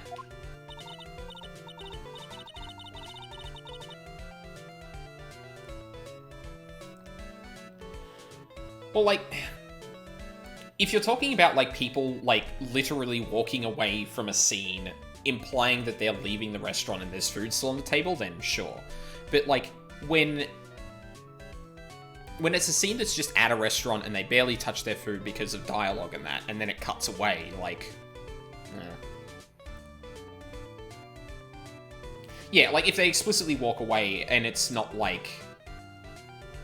I don't know. Like, it really depends on context, right? Because, like, for example, if Phoenix and Pearls were eating somewhere and someone said, we found Maya, I could absolutely believe that he would just throw away food and fucking run, right? But in other cases where it's like, you know, like, oh, look at the time, we should be going, and just leaving the food there, then yeah, it's fair. Honestly, like, those are, like, really small writing things that you could just change with, like, oh, we should be getting going, we should be moving on soon, and then, like, cutting away to them actually moving on, and, like, yeah. It's not weird to see those things, because, like, they can, depending on how important details are in a story, that can be a thing that really bothers people, right? In a story where details don't matter too much in terms of, like, you know, where, like, the order of events and stuff like that, like, in such detail, then, yeah, it's whatever. It means, well, you know, the gossip that's been going around about my dear Juan. Oh, you mean that thing about Miss Andrews? I'm sure she must have had some reason for getting close to Mr. Kurita. I'll let you in on another secret, young'un. I know who planted that spy camera. It was that obnoxious, puffy-haired photographer girl. The nerve of some people. Spying on people by herself as if I wouldn't want to see it for myself, too. Wow, the alien actually admitted her true intentions for a change. I don't know what you're thinking exactly, but I can bet it's nothing good. I didn't say anything. So you want to know about Juan and that manager, right? Actually, as I hear it, there was something of a refreshing pair, those two. Oh? I tell you, Juan really welcomed that manager with open arms, I heard. That manager? Who are you talking about? You don't know. That manager woman Juan had. It's a shame she killed herself, though. Oh, you're talking about Celeste Impa. Miss Andrews' mentor, right? Yes, that's the one. That Celeste girl. She was supposed to get married, you know. Married? You mean to Mr. Kurita? Really, you young kids today don't know anything, do you? That girl Celeste killed herself 3 days after their marriage announcement.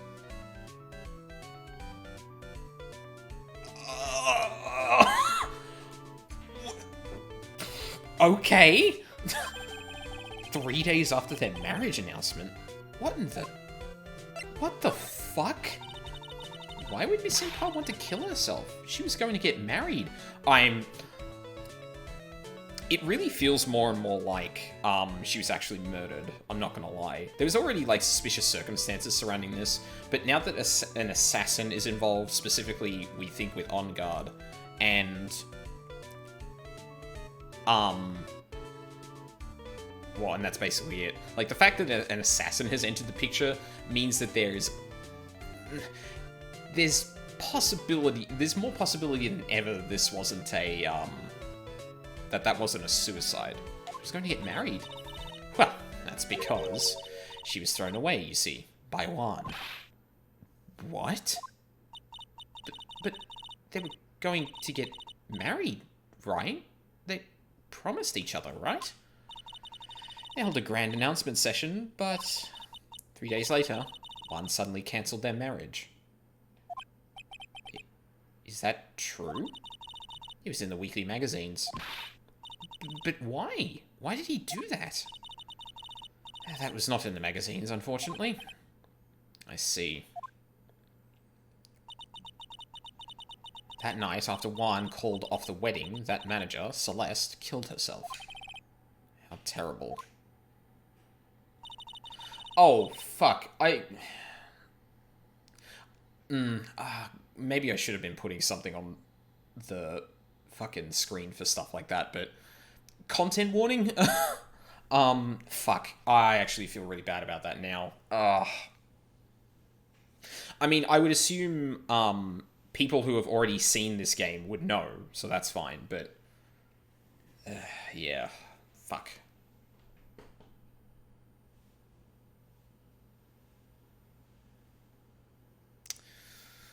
How could I do that in the future, I wonder?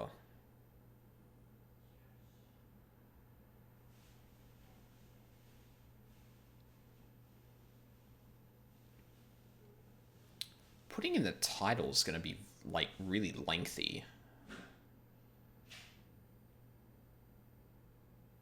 You mean what about the kind of content featured? Well, yeah, because this is explicitly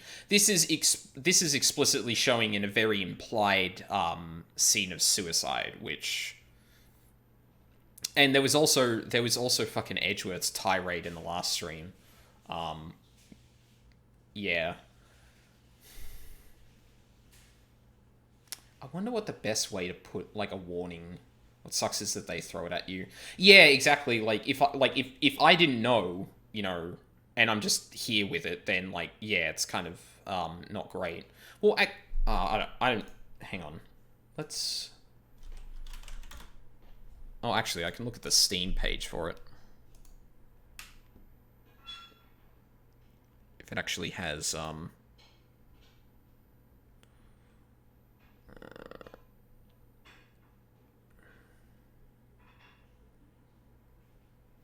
yeah, mild violence and themes, which alludes to it, but it's not, yeah.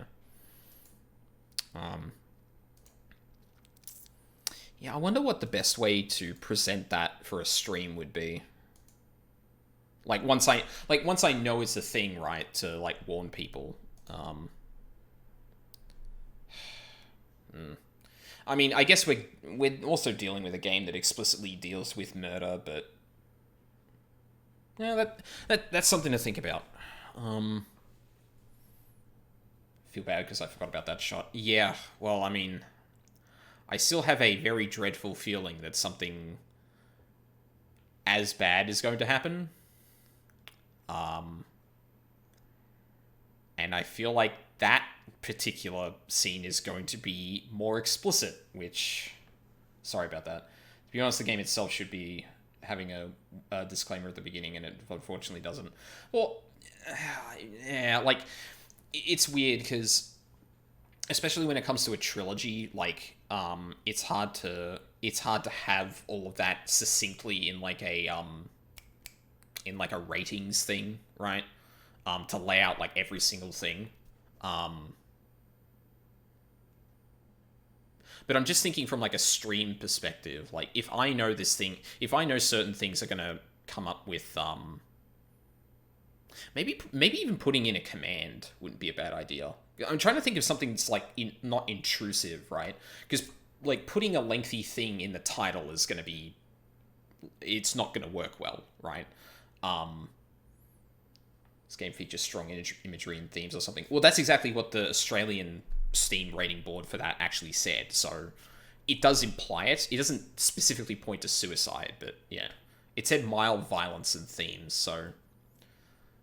Yeah. But I'm just thinking from a stream perspective, right? Because people might jump in not knowing what Ace Attorney is, and if suddenly something like that comes up. Yeah, maybe a command wouldn't be a bad idea. I have to think about that. I mean, at the end of the day, there's only so much I can do, and if people are coming to see Ace Attorney, I feel like a lot of people would at least have an idea of what we're in for. But obviously there was, like, Edgeworth's bit where he was basically pressuring a suicidal woman to talk about all of that shit. Yeah.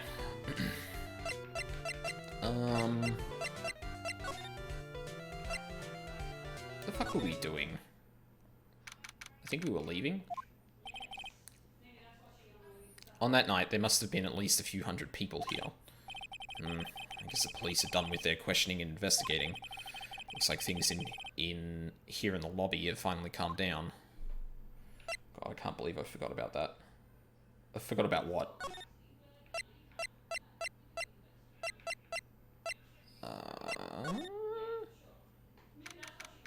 That must have been really awkward. Yeah, it wasn't great. The worst part is that I explicitly talked about, like, oh, we're getting into some dark territory here. Like, if we actually want to push for the truth, like, we kind of have to reveal some stuff about Andrews that she personally doesn't want, like, known. Which is perfectly fine, because it surrounds her own suicide attempt, right? Like, that's perfectly reasonable. If you can dance around that in court and still get the truth, that'd be perfect. But Edgeworth just barreled right fucking through, and I was not expecting that.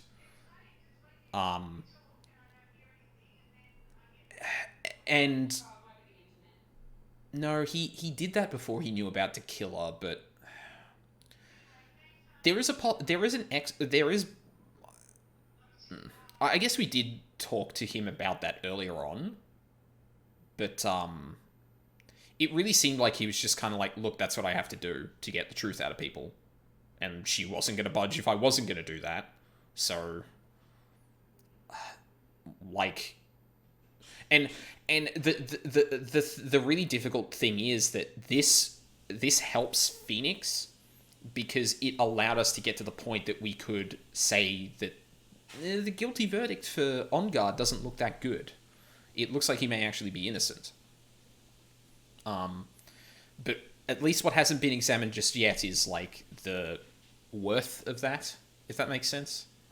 Yeah, anyway. It's definitely something that could come up later, so I'll be looking out for that. It doesn't look like Mr. Scruffy Detective is here. Well, he's out there with that camera asking around at all the electronics stores. Then I'll make some salad for him for dinner. Looks like Pearls really appreciates what Gumshoe is doing for us. Mr. Nick? Yes? Where's the lettuce? I don't think I've ever bought lettuce before. Aw, I guess I have to give up on making a salad then. I guess the lack of lettuce is kind of a problem. Is there even a kitchen in this office? I feel like that hasn't ever been established. Detention center. Visiting hours ended a few hours ago. Looks like we're not going to get a chance to talk with Mr. On Guard tonight. But isn't what we have to ask very important? Yeah, but I don't think that matters to the guard.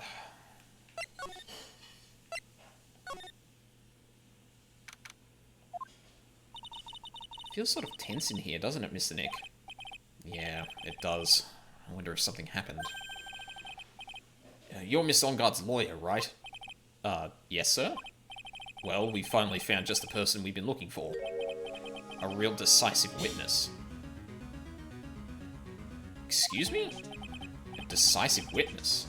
You mean for the On Guard case? We're taking the witness's statement right now. Gotta hand it to Mr. Edgeworth. What's Edgeworth up to now? Who is this witness? I think you know this person quite well, Mr. Lawyer. Mr. Nick? Between the kidnapper's demand and now this, I can't see any way to win here. Oh yeah, Mr. Edgeworth wanted me to tell you something. He did? Even though visitor hours are long over at the detention center, he wanted me to grant you special permission, so there you go. Oh, what? I already called them, so they know. Go on, go talk to your heart's content. Thank you very much. This is such good news, Mr. Nick. Go talk to your heart's content. Sounds like the police are pretty sure they have tomorrow's trial in the bag. Yeah. In one of the games where you play as Edgeworth, you pressure an emotionally abused character. The game punishes you. If you press or pressure an emotionally abused character, the game punishes you for it. Huh. Weird. I guess it has a kitchen and a shower at least. Yeah, like, well, I mean, it depends on the office, definitely. Because this game was originally in Japan, or at least, like, based in Japan, like, I don't know how much of that is a thing. It definitely depends on the office size. When it's, like, a one-person office, I probably wouldn't have thought it had much of a cooking thing, but then again, I guess you don't have to, like, have a kitchen to make a salad, if that makes sense. I'm sure they have transferred Miss Andrews here by now. So that means that both Miss On Guard and Miss Andrews are in this detention center. Now then, whose story do I want to hear? Let's go On Guard first. Dude, it's Mr. Wright. I hope you can get me off the hook tomorrow. I'm counting on you. I hope so too. Edgeworth just dropped a bombshell on me by saying that Juan Corrida was killed by an assassin, and that the assassin's client is this man, Matt Engarde. What's wrong? Ow. Ow. Dry lips. Yeah.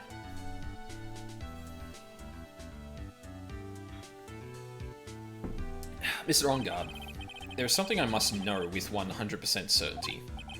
Hmm? You seem kinda different. You're totally not like your usual lawyer dude self.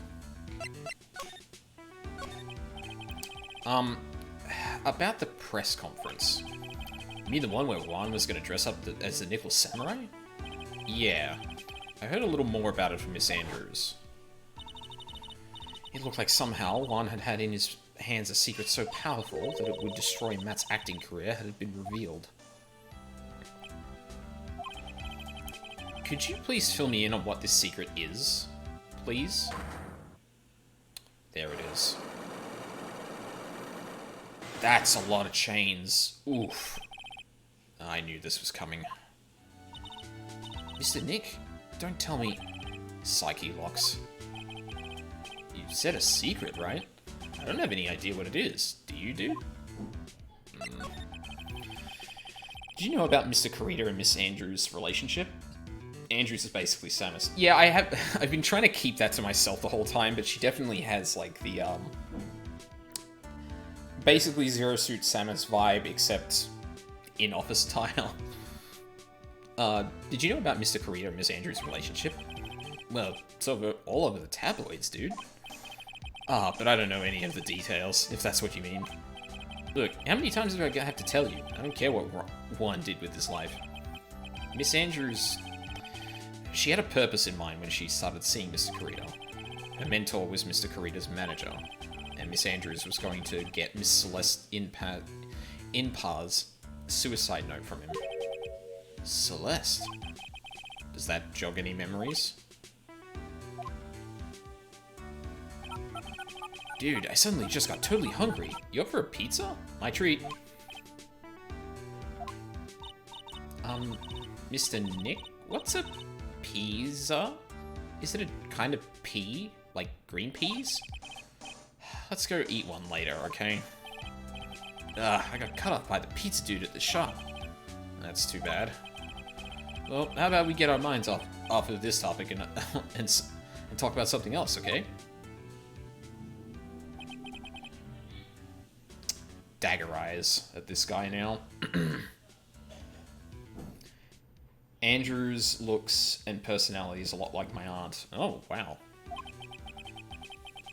You connected to Miss Inpar's suicide in some way?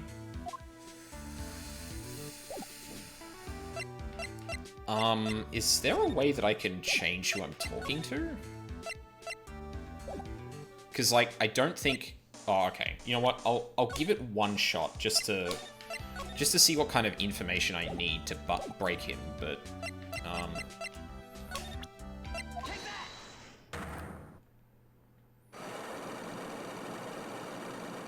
Also, unironically, the most Psyche locks we've seen so far, which is kind of funny. That's secret. Now, let's hear what this secret of yours is. What if Mr. Corrida had been successful in his plan? What would have been disclosed? What would he have disclosed? I told you before, dude. I don't know. I don't know anything about Juan, okay? Look, Mr. Wright, I could keep on saying it until I'm blue in the face, but I totally didn't pay Juan any attention the whole time that night. I mean, come on. I was in the middle of a nap. Don't lie to me. Huh? I know you paid close attention to Mr. Corrida, especially on that night. I do not have any evidence to support that. Holy fuck. I don't think I have enough evidence yet. I should investigate and gather some more clues before I try again. Well, nothing suicide related, just her emotional dependency in spite of a collected exterior. Oh. Yeah, well, yeah, no, I didn't think you were talking about the suicide attempt. That would have surprised me, to be honest. Oh go away.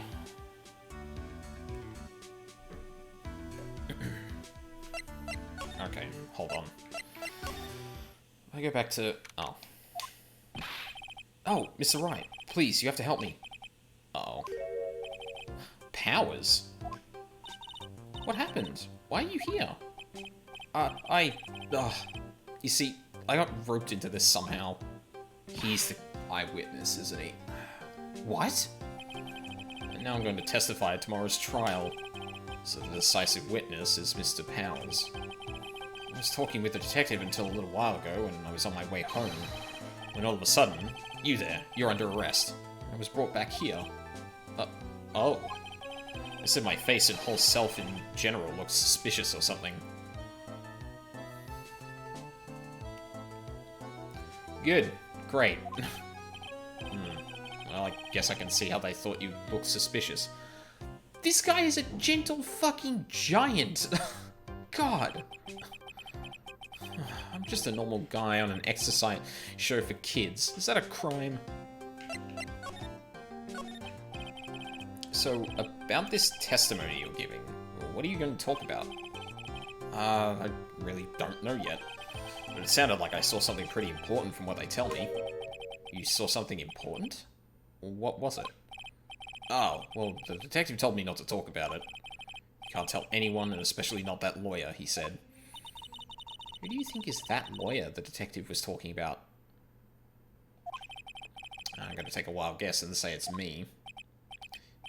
Yeah, you got it. Mr. Nick. Mr. Meyer and myself are your only two allies in this whole world, but it's alright. Ouch. I don't really have a lot of friends, do I? This is going to do a lot of damage to Matt, you know. Because he's got that refreshing like a spring breeze image going. But what is he really like? Well, let's see. Matt's always been kind of a player with women. He would never really turn a pretty face away, if you know what I mean. He'd always say, it's just a game to justify himself. Oh, good! He's a fuckboy. How horrible. That's unforgivable. Ow. Sorry. Didn't mean to offend you. But, you know, he said once that there's only one person in the world who won't swoon over me. One person who wouldn't swoon over him? His manager, you know, Miss Adrian Andrews. Why is Mr. Powers suddenly looking kind of energetic? Ah, you see, I'm actually a sucker for gossip. I mean, celebrities in their world have this dazzling sort of image, right? A dazzling sort of image? But aren't you a part of that dazzle, Mr. Powers? No, I'm more of a hairy, sweaty, smelly, brutish kind of guy, you see. But it's okay, really. I get to hear plenty of gossip about a lot of the other stars around me as things happen. Well, that's true. Oh, hey, so did you hear about this yet? About Miss Andrews' mentor and her suicide? You mean Miss Inpa?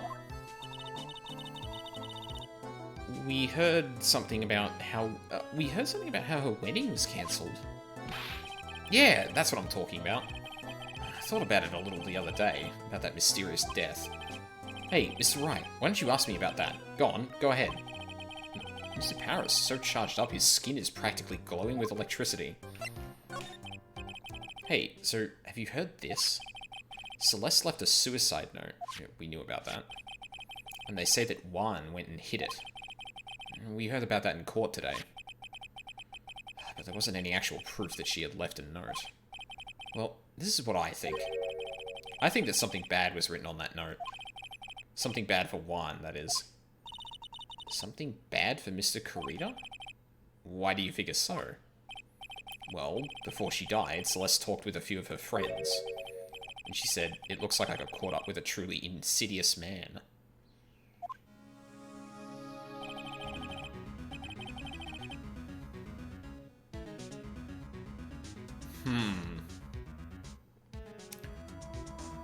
I wonder if that's meant to refer to Kurita or On Guard. Oh, sorry, no. This is Celeste talking to... Yeah, no, okay. This isn't Andrews talking about this. A truly insidious man. Did she mean Mr. Kurita by that? Well, there's no one else that fits that bill. Fits the bill, right? That would be reason enough for him to hide the suicide note. I see. Well, that's some good info. Thank you. You're welcome. Mr. OnGuard and Miss Andrews... Miss Andrews. They're both at the detention center right now. There are still things I don't understand or know about, I'm sure. I have to get the two of them to tell me everything. Yeah, so the thing I was actually going to do here is go back to the detention center and talk to Andrews instead, because OnGuard is a dead end. Oh, it's you. I'm sorry to be visiting at such a late hour, but there are a few questions I absolutely have to ask you tonight. Me? I thought your client was Matt. I'm sure Miss Andrews knows something. She can't be clueless about this secret Mr. Kurita had on Mr. OnGuard.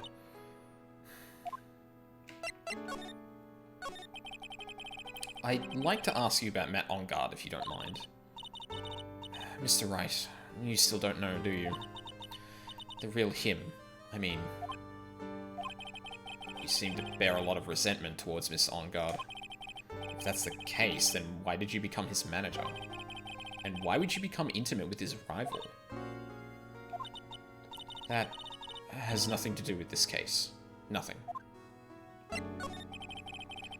About Miss Celeste Impax.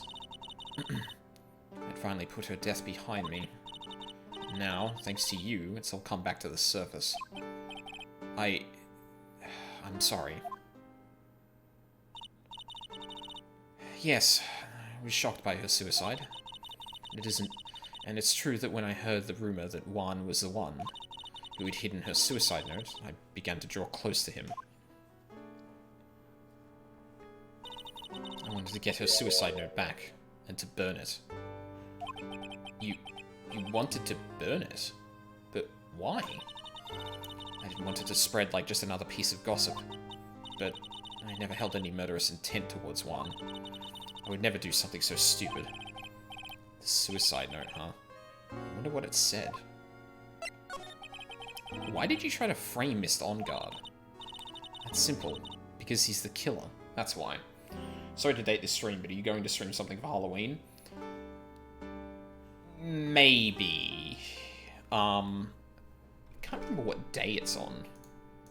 If it's a Friday? Oh, it's a Saturday.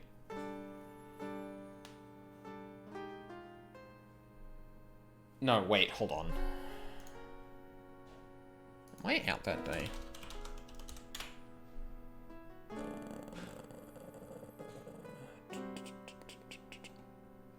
No. So there is a game that I never finished in my own personal time that does scare the crap out of me because of the specific kind of horror it is. And I may give that another shot on Halloween. I don't know yet, because I'm also not going to say what game it is, because I don't want to, like, hype it up and, like, oh yeah, I'm going to stream this on Halloween when I don't know what I'm going to be doing then. I could do it. It's just going to depend. It will likely be in either this time slot or the afternoon time slot I have. Probably during the day, because that's when more people would see it, I feel, but yeah, we'll see. I have something in mind. I just don't know if I want to actually do it or not, to be honest. That's simple, because he's the killer, that's why. Isn't it the duty of every good citizen to inform the police? But there had to be another way. The police are excellent at doing their job, so they'd figure it out, right? Yes, they're so good that they couldn't figure out the real truth behind Celeste's death. Miss Andrews? Well, I know you're not the type of person to do something without a reason, so please, tell me why you did what you did. Revenge. Huh? Did you say something just now?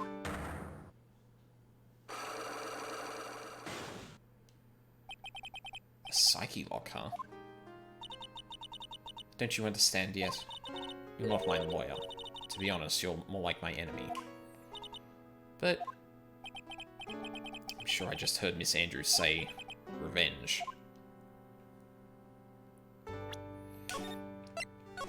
Actually, I'll just save on top of this, because that was just a prep for doing a similar thing.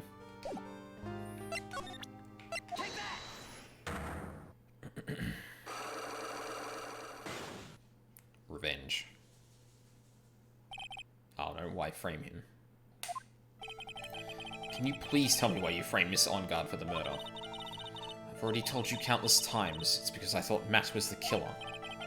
No, that's not it. I know you have personal reason to dislike Mr. Enguarde. Miss Andrews, you may think I didn't hear it, but I know you said something earlier. You said revenge. So you were saying I was taking my revenge out on Matt? And that's why? What an absurd idea. I don't have anything I want to take revenge for. Miss Andrews, a woman who lives by being dependent on other people. There is something or someone in her past that would make her take revenge. Yep. Celeste. There is only one catalyst that could cause such strong feelings and even revenge. And that is Miss Impact's suicide. What are you trying to say? Celeste was one's manager. On top of that, the one who hid her suicide note was also one. What does all this have to do with Matt? You're right. You haven't mentioned him yet. But for you to hate Mr. Enguarde, it would mean that he must have had some relation to Miss Impact's suicide. Can you explain to me this relation between Celeste and Matt?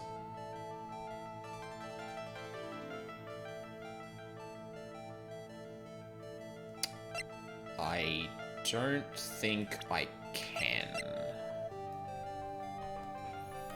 Can you explain to me this relation between Celeste and Matt?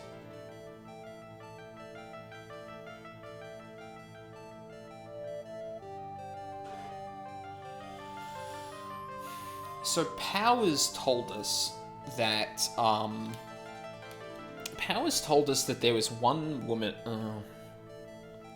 No, that wouldn't make any sense.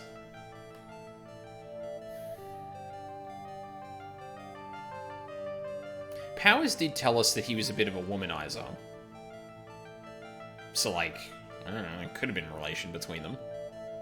But we do not have any evidence to back that claim up.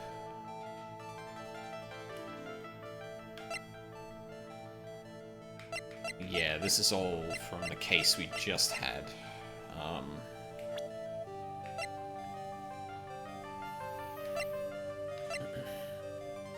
Oh god, my shoulders.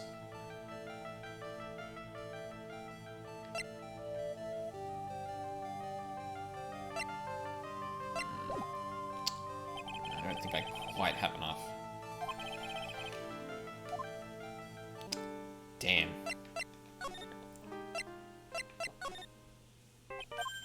Oh, shit.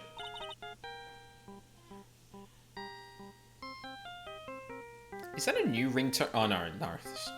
I should know that that's not a new ringtone. Nick, your phone. Hey, that's the Steel Samurai theme song, isn't it? I don't like the sound of this ringtone right now. It sounds kind of ominous. Yeah, I know. Hello? We're in trouble now, pal. I'll be back at the office really soon. What's wrong? Something really unexpected just happened. Mr. Edgeworth, Edgeworth? Anyway, hurry up and get back to the office, pal. I don't know what's going on anymore. It's no good. The end. Hello? He got cut off. What's going on, Mr. Nick? Haven't you said we need to get back to the office right away? Then we should hurry back. I'm scared to go back. What are you talking about, Mr. Nick? Pull yourself together. Maybe it'll be good news. Somehow, I doubt that.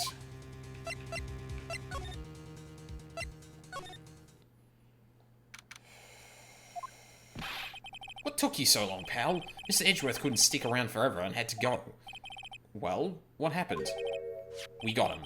We know who bought that spy camera. Huh? This quickly? And this bear is what gave them away, pal. The bear. I figured it out, pal. I figured that we should have been looking into the bear instead of the camera. Well, Edgeworth figured that out, but wasn't it Mr. Edgeworth that figured... Shh, Pearls. And? Go on. There's only one person who bought one of these bears who's related to this crime. It's fucking On Guard, isn't it? Who is it? Who would be so rude as to spy on another person in their room? Matt On Guard. Huh? Matt On Guard. Your client. That's who, pal. And here I thought things couldn't get any worse. Are you sure you heard right? That the person who bought the bear was... I heard it from the department store clerk, pal. This is the credit card receipt for the purchase. It's for $3,800, pal. That's an exact match to the price of the stuffed bear. A receipt? That's all you have? Nah, it's not just a receipt, pal. The store clerk said so himself. He told me, I'm sure I sold the bear to Mr. On Guard. I mean, the clerk even got Mr. On Guard's autograph out of it, pal. So I'm sure the person that bought the stuffed bear was Mr. On Guard himself. My sight is failing me. This can't be. Credit card. Proof On Guard bought a stuffed bear identical to the one in evidence. I can't examine that further. So what about the spy camera we found? That was a dead end, pal. I mean, you can get this kind of thing from anywhere. But for now, I guess I can give these back to you for you to file away into evidence. Spy camera, transmitter, and stuffed bear refiled into the court record. I know you don't want to give up, pal. I didn't think it was possible. The person who put the spy camera in Juan Corrida's room was Matt On Guard. Why would Mr. On Guard do something like this? I bet it was to catch Miss Andrews and Mr. Corrida in one of their rendezvous. I bet is not good enough for me. I have to know the absolute truth behind this camera. Are you going to see him? Mr. On Guard, I mean? Yes. I'm scared, Mr. Nick. I wonder what we will find out next. I'm scared myself, but I have to put on a good face for Pearls. Matt On Guard, what in the world have you done?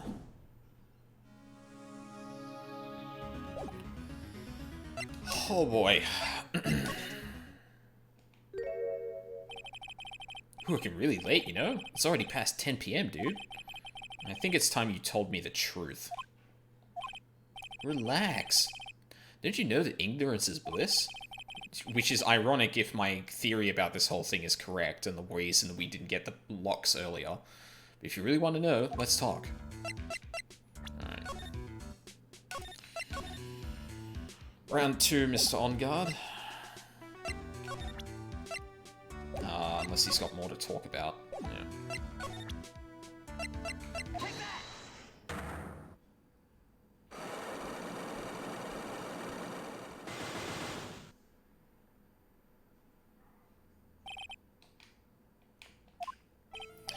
Now, let's see what this secret of yours is. What if Mr. Corrida had been successful in his plan? What would he have disclosed? I told you before, dude, I don't know. I don't know anything about Juan, okay?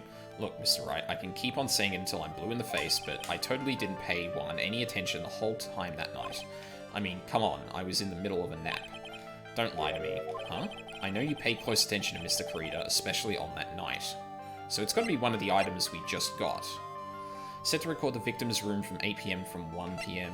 The spy camera was set in the right eye, found in the victim's room. Changes the footage taken from a receipt from...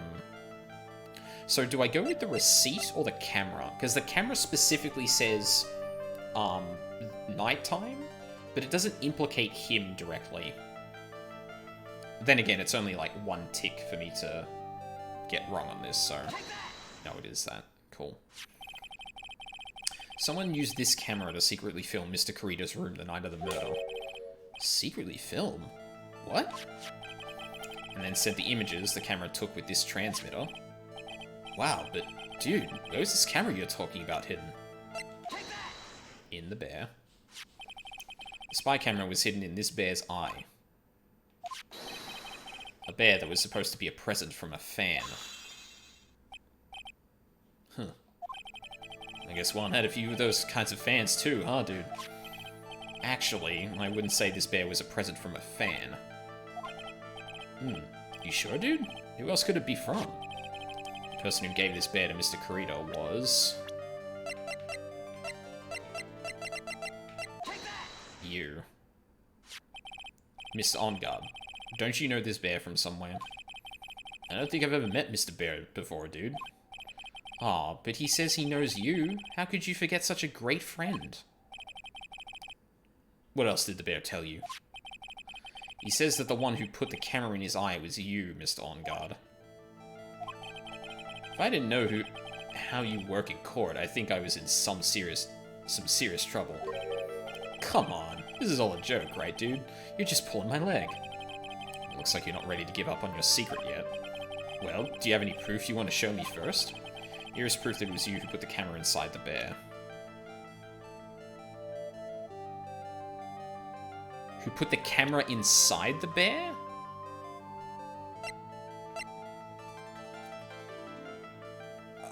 I mean, we have the receipt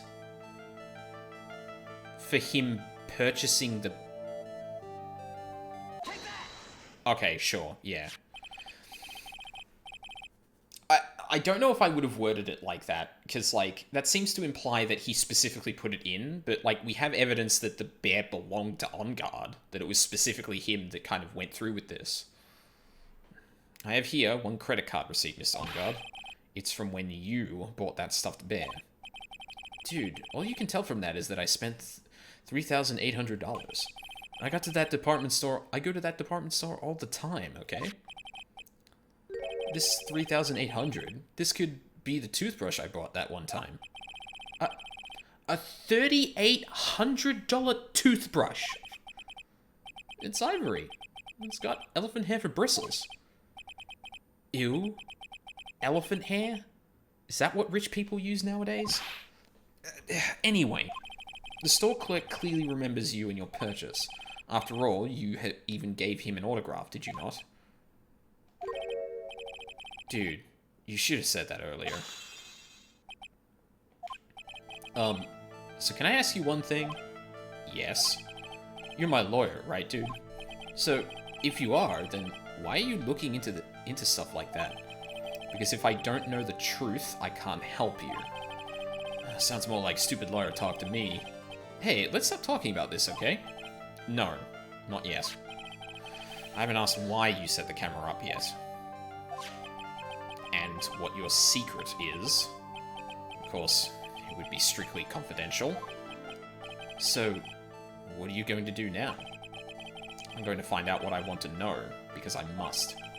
The reason you hid this camera in Mr. Kurita's room and filmed it in secret is...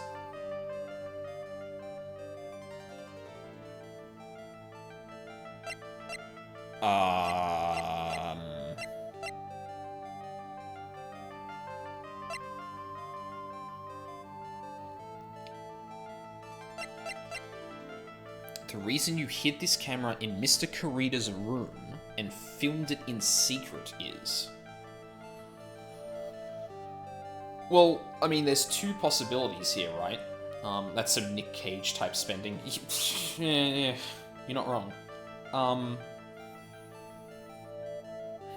So...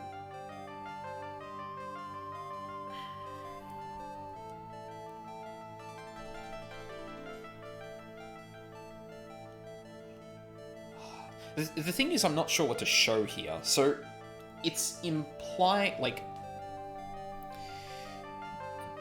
One was having a nap. So, it wasn't for him to view. Like, the reason he put that in there was to inform someone else. And I'm going to go ahead and assume this was probably specifically to, give someone an eye into that room, right? Not to secretly film shit, but to actually give the murderer a way into that room. Does the transmitter do that?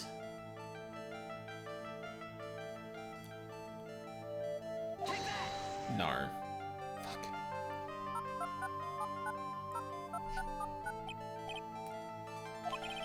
Mr. On Guard?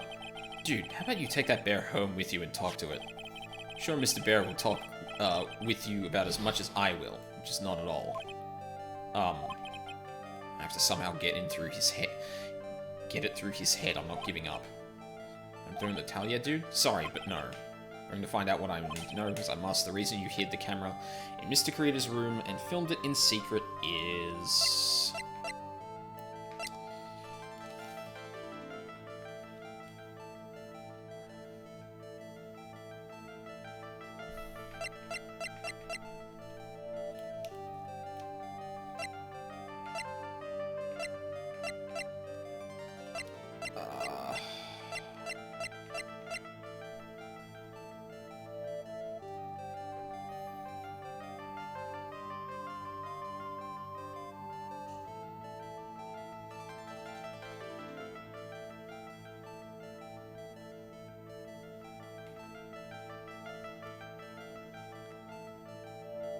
I don't know what it's asking me here.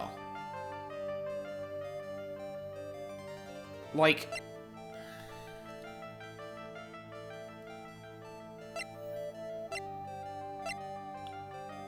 The reason you hid this camera in Mr. Kurita's room and filmed it in secret is...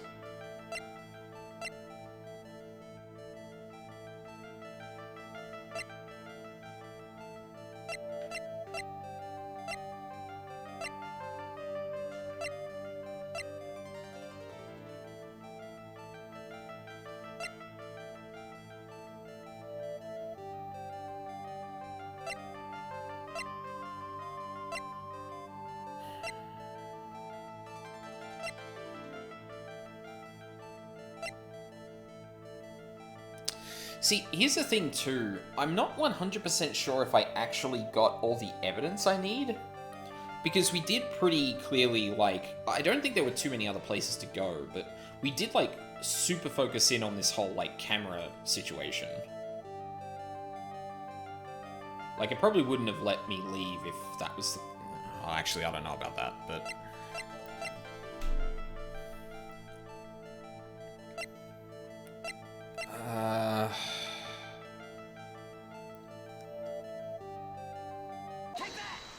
Oh no, that was right. What is this card? Maybe he doesn't know about this card. This is a certain man's calling card. The man's name is Shelly DeKiller. I'm sure you know of him, don't you? Shelly DeKiller? That's ridiculous. Why would I know? Why would I know some shady scumbag like him? If you really don't know him, then why are you acting so jumpy all of a sudden? This is it. Finally starting to get to the truth. Can't afford to make any more mistakes now. Mr. Matt On Guard. I know why you know Mr. DeKiller. It's because... Since you're the one who set up that camera, that means you knew.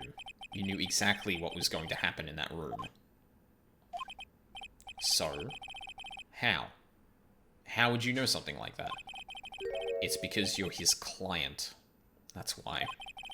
You hired Shelly DeKiller to assassinate Mr. Juan Kurita. The real mastermind behind this whole murder is you, Matt On Guard.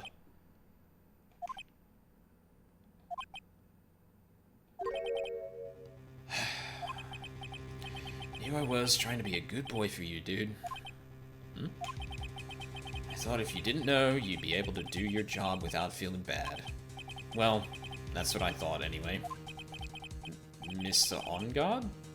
You really did hire... Hold on a sec. I'm gonna consult myself, okay? Excuse me?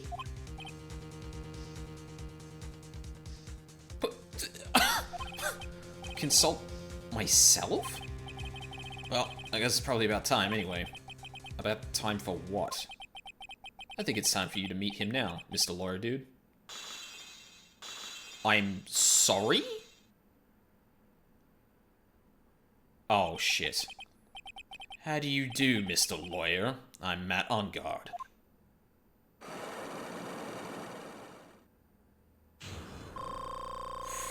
Fucking excuse me?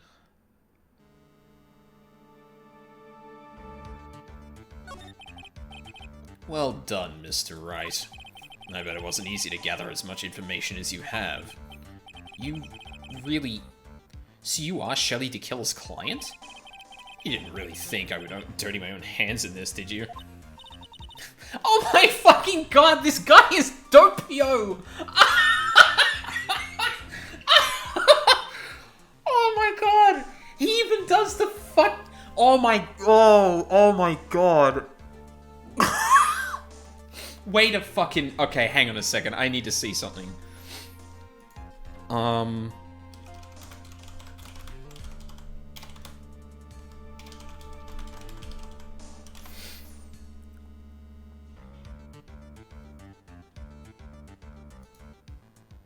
Hang on.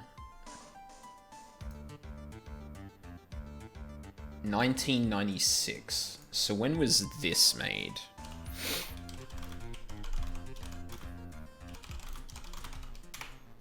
Oh, fuck, that's...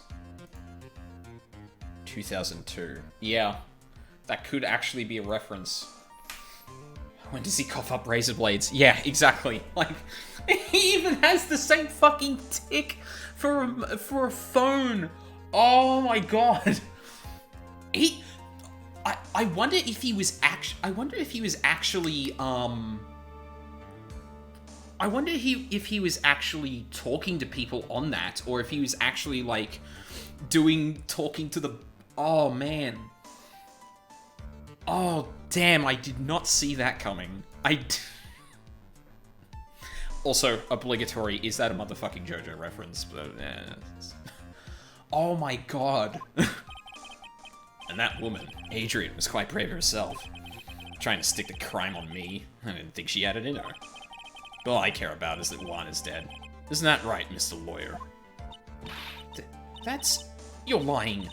What a terrible... It's way past your bedtime, little girl. Go on, let us grown-ups talk about more adult things. But why? Why did you hide the video camera and... A weakling soon believes the words of others, just like that pathetic Adrian. He knew about Miss Andrews' secret. But I'm no weakling. I don't believe anyone. Least of all assassins. What? Oh, come on. Come now, Mr. Wright. Assassins aren't above blackmail. They turn their clients into cash cows by holding the sinful deed over their heads. Did he film Shelly DeKiller to Okay, hold on. God damn. This goes beyond what I was expecting for this. I thought he was just going to be a jackass and say, yes, I orchestrated this whole thing. But, like, no. He made sure he had footage of this to blackmail the assassin. Fuck. Oh, that's so smart. And a superstar like me, how much do you think I'm worth? Care to guess? And that's why... Yes, that's where the video comes in. It's got his face and the crime scene recorded on it, preserved for all time. With that, I can keep him at bay and even blackmail him if I want. Fuck! I had the complete wrong end of this. I thought that was a way for, DeKiller to get in there more sneakily. Like, to actually aid him. But no, he put this in there, maybe with even out Shelly knowing. Oh, fucking damn. That's right. That video is my insurance. Isn't that what they call it, Mr. Wright? Why would you do something so wrong? Because I'm a grown-up, and I can. Good enough of an answer for you, little girl. Why? Why would you kill Mr. Kurita? Because he was about to sling so much dung onto my beautiful public image. Scandals are a little annoying, aren't they? This is all because of that press conference, isn't it? If Mr. Kurita had been able to give it, then Mr. On Guard's secret would have... Oh, well, that's what we call taking advantage of the situation, you know? I had no interest in doing it, really, but bit by bit, it crept up on me. And then the situation just presented itself perfectly. How beautiful, I thought. And that's how Mr. Kurita ended up dead? Let me tell you something. I'm not like Adrian. I don't depend on anyone. People are simply things to be used and thrown away. Put on a sweet, innocent face and people will swallow anything you feed them. Adrian fell for it. The assassin too. Oh, and how can I forget? Even you fell for it, Mr. Lawyer. Everyone all working their butts off for me. Mad on guard. Aw, did that leave you speechless? What a shame. What's wrong, Mr. Lawyer? You've grown awfully quiet. How could I have been so deceived by you all this time? When we first met, I asked if you had killed Juan Corrida, and you answered very clearly that you hadn't killed anyone. Hey now, I never told you any lies. The person who did the killing was that D-Killer guy, right? Called it. All I'm guilty of is taking a catnap in my room. You killed Mr. Corrida.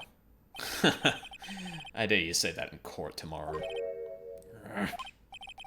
Aw, but too bad. You can't. You're my lawyer, after all. Aren't you? You could always drop my case and refuse to represent me. How does that sound? Oh, but you can't, can you? That would be the one thing you absolutely can't do. Mystic Maya. You wouldn't want to test D-Killer. He's a man of his word, or so I hear. You can end up getting a certain friend of yours rubbed out if you lose. You scoundrel. So, if I were you, Mr. Wright, Esquire, I think I would give it my all tomorrow. Remember, everyone likes a happy win-win resolution. I'll get you for this.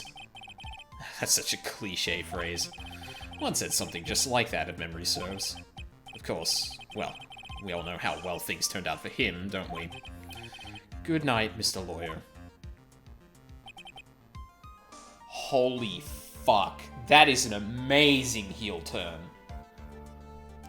Like, I was really, like, it even got me. Damn it, I had to do something and miss the transformation. Oh, that sucks, but, well, I mean, the VOD's there. Fuck, that went way beyond what I was expecting. I was really expecting the fact that he was so dependent on other people like Andrews that, like, he didn't really consider himself, like, guilty at all because he called for someone else to kill them. And if he was going to reveal a secret, then, I mean, yeah, it would make sense that he has a motive for that. What I didn't think is that this guy had thought, like, so many steps ahead before this even happened. Like, not only has he caught up Phoenix in a situation where he can't say no to this case, he managed to get out of this looking like Andrew set him up, and he has blackmail on the person he hired to do this in the first place. God damn, that is... Ooh, that's some good shit. Oh. Maya, what am I supposed to do? Yeah, he's kind of scum. And now you finally, this could be Andrews or Edgeworth. I think it's gonna be Andrews. Now you finally found out. Or found it. Oh. Never mind. The starting line of this case. Edgeworth. I don't care for the horrid atmosphere here. Let's return to the precinct. Jesus, that was quick. Well, right. What are you going to do? If you plan on changing your strategy. No! We can't do that. That's right. He's holding Maya hostage. What should I do? That's not something I can answer for you. Miss Edgeworth? Right. Only you can decide where to go from here. 1 year ago, at that time, I didn't truly understand what a prosecutor was. And that is why I had to leave the prosecutor's office. And I felt that I couldn't stand in a court of law until I knew what a prosecutor really was. And now, right, it's your turn. Which is thematically very, very fucking good. My turn? What is this thing called a lawyer? What can you do as one? You must find the answer, and you must find it on your own. I'm a lawyer, but to fight for someone who is clearly a killer, Matt Engarde, that man is really... Ugh. It doesn't matter who. Every person deserves a proper defense and a fair trial. Isn't that the basis of our judicial system? Proper defense? But what exactly is that? Is it where a lawyer forcibly and blindly gets an acquittal through shouting and trickery? Ironic that you of all people should say such a thing. Isn't that exactly how you have fought for your clients up until now? Well, that may be true, but that's because I believe my clients to be innocent from the bottom of my heart. But if I were to get Engarde an acquittal, that isn't a proper defense at all. I became a lawyer because I thought I could save people who were suffering and in pain. But when I look at this mess we're in, I can't even protect the person closest to me. Even if I win the case, I still lose in the end. I just don't know what to do. Right. Would you get a hold of yourself? You have it all wrong. Huh? We aren't some sort of heroes. We're only human, you and I. You want to save someone. That's something easier said than done, wouldn't you say? That's... You are a defense attorney. You can't run away from that. You can only fight. That's all you can do. People like you and Franziska von Karma are always using all you have to pin me down. You fight to the very end, even when you know the truth is not with you. But I'm not like you. I can't fight for a false verdict for a man I clearly know to be guilty. Franziska... she fights for herself. The only thing she fights for is her perfect win record. That's all. And? Isn't that the same as you? Phoenix, he's clearly changed since then. Isn't that why you ran away a year ago? Because your precious win record was destroyed? You are so petty. Oh my fucking god. I see. Now I understand why you despise me so. However, you are mistaken. What do you... Thanks to you, when you sealed off my path to a perfect win record, I began to realize the error of my ways. I realized that things such as a perfect record were meaningless. What? I don't believe you. Are you saying that is why you left the prosecutor's office? Okay, maybe it's just because... Oh, God. Like, this seems so obvious. Like, I was talking about this thematically, like, ages before in this case, that, like, it really seems like Edgeworth has kind of come into his own. And that he wasn't off sooking because of that. Phoenix really, like, it does play into the fact that Phoenix doesn't always catch on to everything really quickly, but god damn, this is some... But then, why? Why are you here now? The answer to that is something you will find out on your own. I have faith you will see it before the verdict is read tomorrow. But if you can't, then you will be powerless to change the ending of this story. Great. Mr. Nick, the transceiver. I'm sorry for what happened earlier. Now then, Mr. Attorney, do you wager you can obtain an acquittal tomorrow? My. What is the matter, Mr. Attorney? I don't sense your usual anger this time. Tell me, please. Why are you holding Maya hostage for Matt Engarde's sake? Why are you doing this for that cold-blooded killer? Right? Please don't misunderstand things. He is my client. Don't toy with me. A man who hires an assassin is just as much of a killer himself. Oh, excuse me. I believe you are asking me for a reason as to why I am doing what I am. Yeah. This is what I like to call my aftercare. Excuse me? What the heck is aftercare? My name carries a certain amount of honor and dignity, Mr. Attorney. I take great care to ensure that no suspicion falls upon my clients for my handiwork. That is what is called client relations, and it is part of an assassin's duty. Assassin's duty? We were unlucky this time, and my client was arrested as a suspect. As a result, I did what I had to enlist your expert help, Mr. Attorney. And to ensure that you would do everything in your power to the very end. I know how this is going to unfold. Or I'm going to make a call, at least. So, Shelly here is actually holds, like, a lot of respect and honor for their clients. Clearly with this thing here, where, oh no, the thing I did has actually implicated the client that shouldn't have been implicated, so I'm going to make sure that they get off, because I'm not going to half-ass my job. I'm not going to kill them, get them suspected, and then go, I'm going to respect you, and the fact that you asked me to do this, and I'm going to do it to the best of my ability. If he finds out that Matt's plan is to blackmail him, however, things might change a bit. And to ensure that you would do everything in your power to the very end.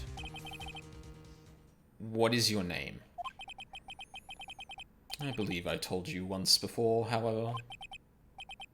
You did, but my name is D-Killer. Shelly D-Killer. You're Shelly D-Killer. Please keep in mind you do not have much space to maneuver with me. As a D-Killer, I always finish what I set out to do. If you fail to keep up your end of the bargain... Maya. It would be my duty as an assassin to see if she receives a nice long nap. Now then, if you'll excuse me, if someone were to trace this signal back to me, it would be quite troublesome.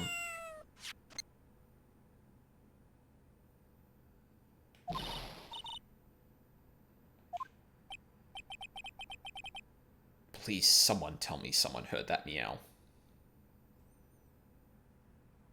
I don't know what to say. Edgeworth. Did you hear that? At the end of that transmission. Huh? Oh, that. It sounded like a cat. A cat? It can't be. That cat. Can it... What is it? I think... I know where Shelly D-Killer is holding Maya hostage. Oh boy, here we go. Edgeworth, have all the police units head for On Guard Mansion immediately. Alright, you hurry over as well then. I mean, shills. I don't lose hope yet, but, No, it is Chills. Chills, you were right the first time. Don't lose hope yet, Pearls. The fight has only just begun. Yeah. How the fuck do we get there? From the hotel lobby, I think? Yeah. Why is the bear outside the door?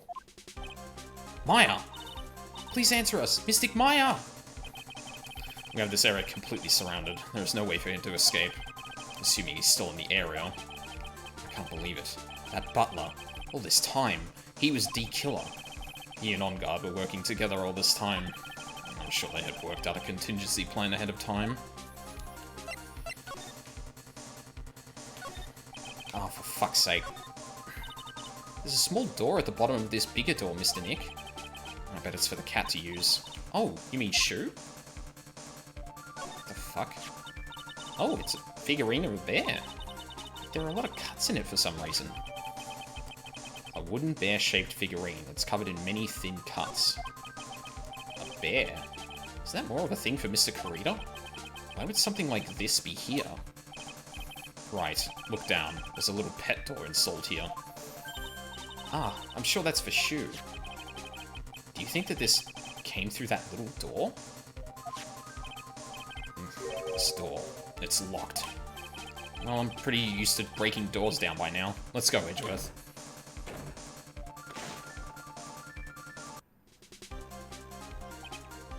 Looking at it the same angle Maya did, for no particular reason.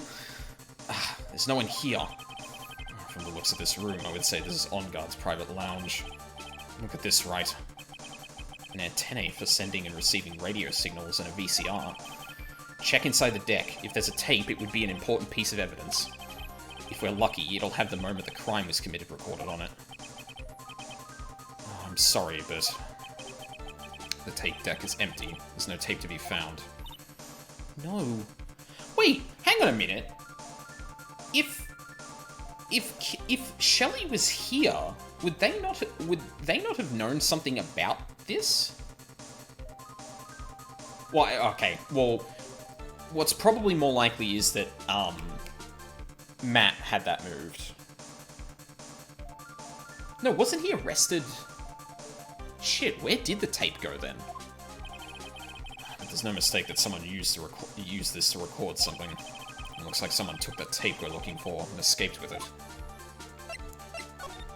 Okay. Computer? Some girl's computer. Why couldn't you have used this to get help? Mr. Nick, where's the power switch? Oh, I get it. So that's what happened. She couldn't find the power switch. Okay, sure. It's VCR and an antennae, the footage that the spy camera took at the scene of the crime was beamed here and recorded on tape. If only we had that tape, it would have been really helpful. Yeah, it certainly would have been. Huge television and speakers loom largely here. I'm sure if Maya saw this, she'd say, I would die a happy samurai fan if I could see the Nickel Samurai on the TV like this. Yeah, that's what she'd say. Ah, I can't believe I just made a joke about Maya, all things considered. There's a little door for Shu in this big door. I'm sure Maya used this door to shove this out here. I'm sure it was her. Every time you give me some piece of evidence, it's always the most crucial piece. This time too, I'm sure. Interesting that picture of Celeste is gone.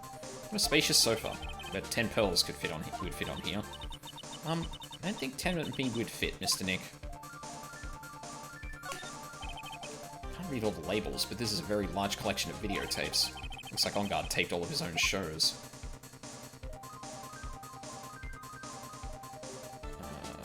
Okay.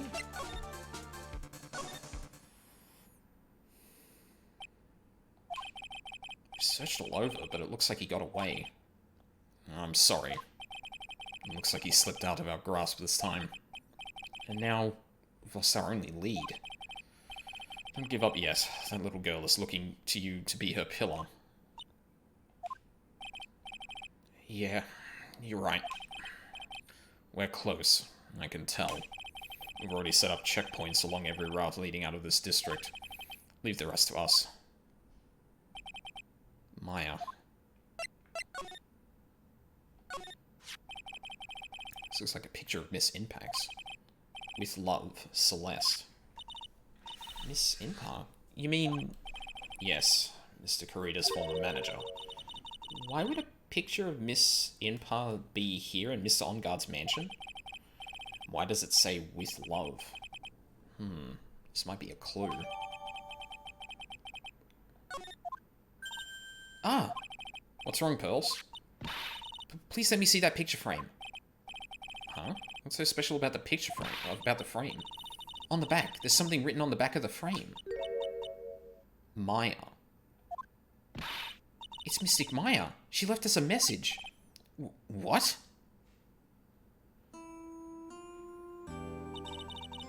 I thought you'd come. I knew you would. Now listen up. You better get On Guard a guilty sentence, okay? If you get that creepy slime bagger not guilty, I'll never forgive you. Ever. I'm fine, so you don't need to worry. There's so much I want to write, but I don't think I have a lot of time left. Pearly, you're there too, right? Make sure you help Nick, okay? Someone's gotta watch out for that the helpless lunk. That's it for now, Nick. I guess I'll talk to you guys later.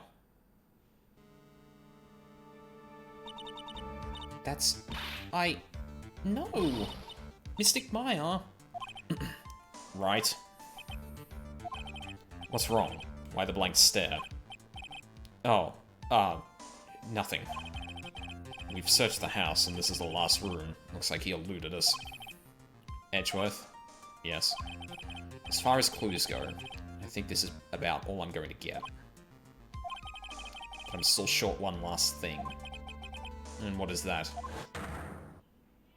Yeah. Miss Andrews' psyche lock. If I could just find out what secret she's holding, then I think I stand a chance in court tomorrow. To blow this case wide open and expose the truth. I think I know what you're thinking. I'll contact the detention center. Thanks, Edgeworth. Well, let's go, Pearls. It's time to open that last lock. Good evening, Mr. Wright. I'm gonna save real quick.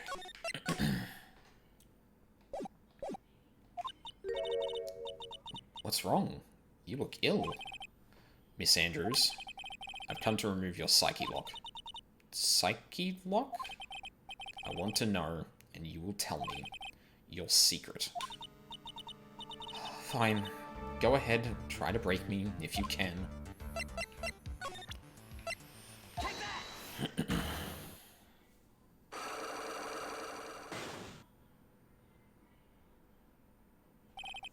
Why frame him?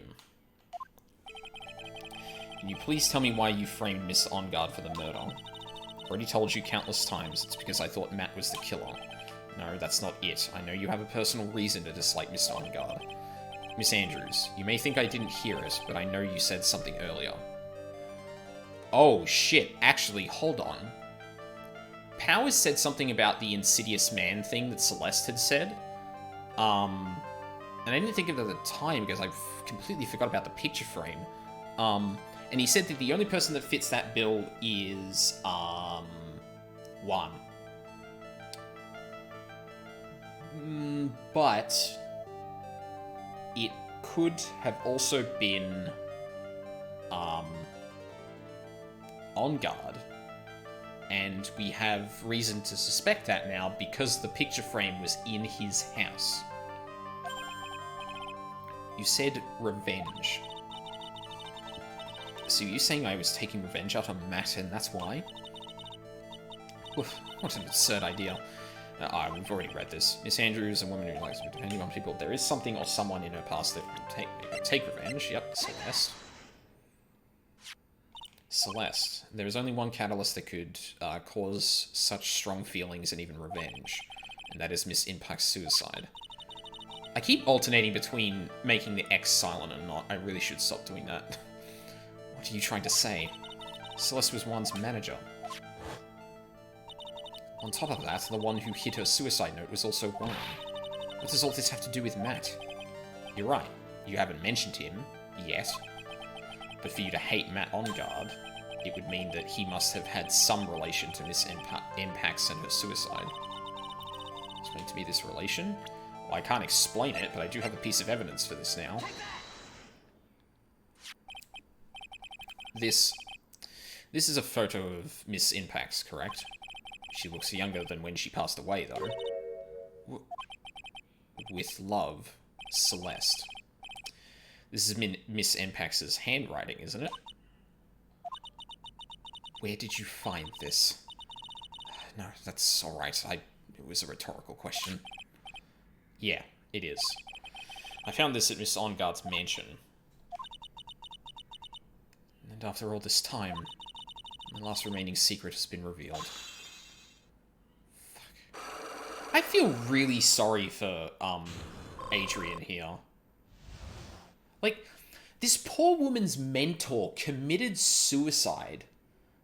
And she was so distraught from that she ended up trying to kill herself too.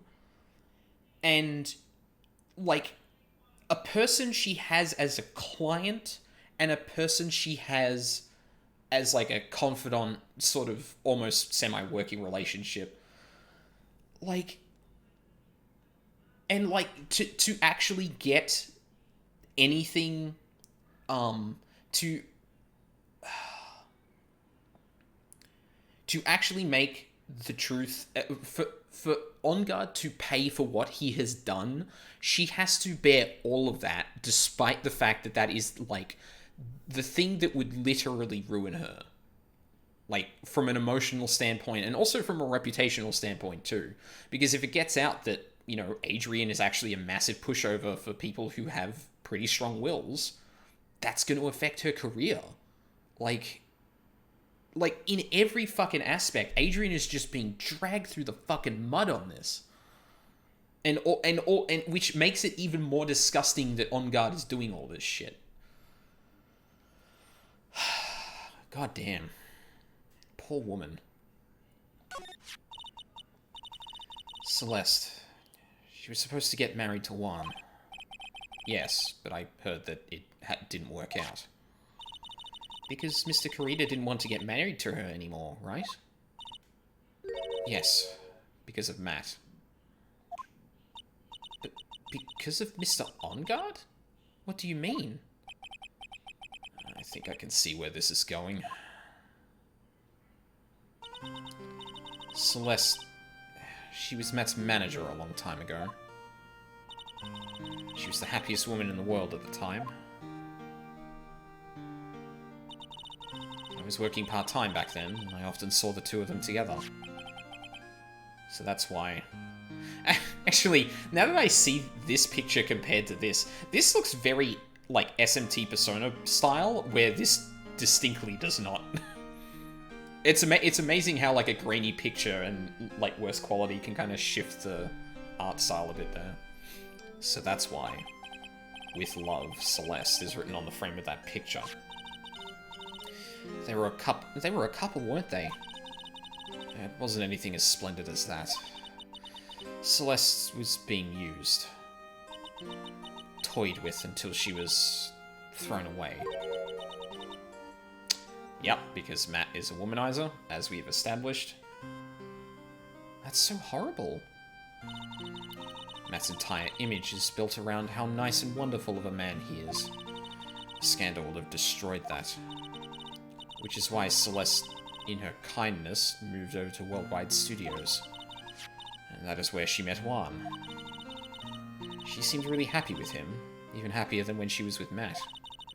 Celeste and Juan were such a good match that they were even planning to get married. And then it was suddenly called off. On the night Juan called their marriage off, Celeste... she killed herself.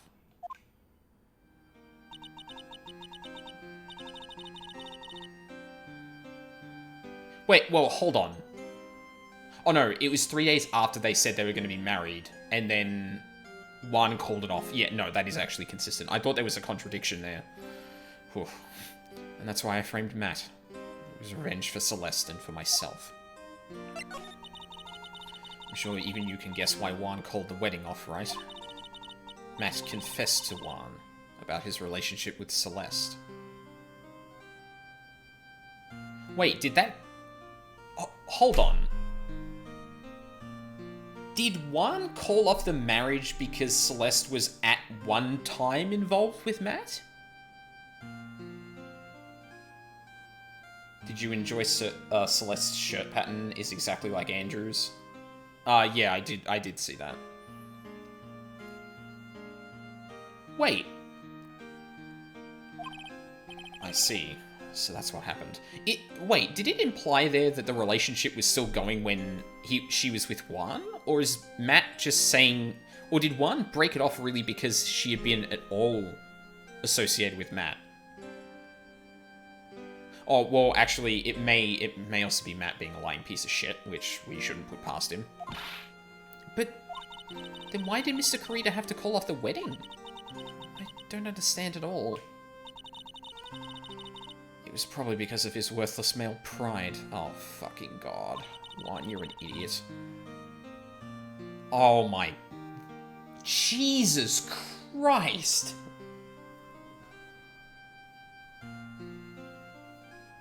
Juan and Matt were always fierce rivals. Matt waited for the wedding announcement and then unleashed the truth on Juan. He was aiming for when it would hurt Juan the most. Poor Miss Impax. That wasn't the end of it.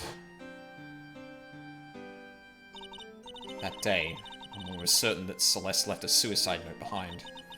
And in that note, she left a detailed account of Matt's various misdeeds, and that's how Juan knew about Matt's secret. So that she would never again be hurt by Matt.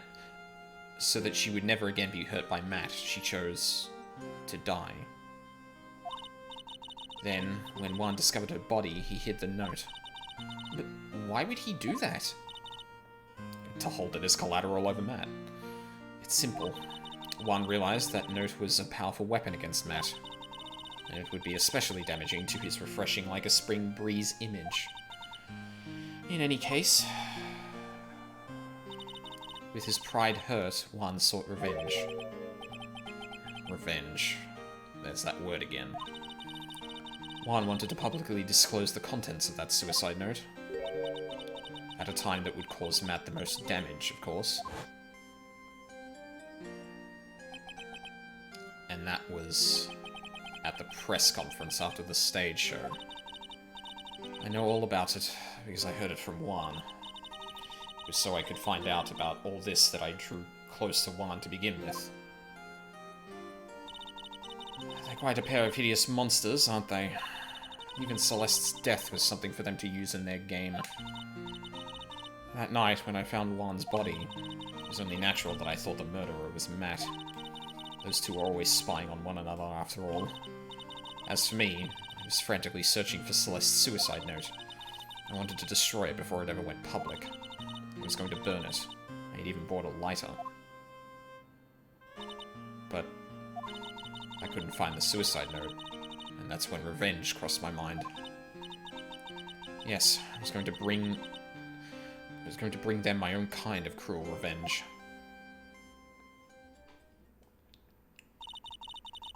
Celeste was killed by those two monsters. So when I stabbed Juan's body with that knife, I didn't feel a single shred of guilt.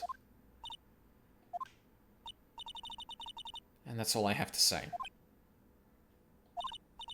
Well, Mr. Wright, even knowing all this, are you still going to help that man? I'm a lawyer. I see. What a foul profession.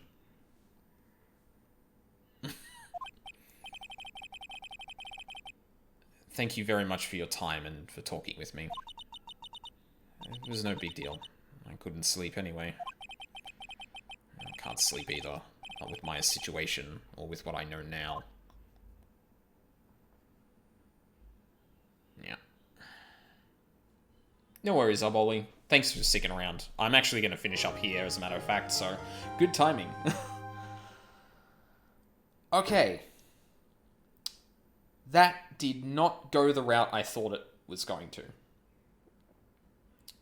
I think I had made the guess, like, during other streams, but I was very under the impression that Celeste's suicide was going to be recreated, and that was going to be how we link it back to the killer and that whole mess. I did not see, like, On Guard having called the hit was kind of obviously on my mind as of last stream, but, like,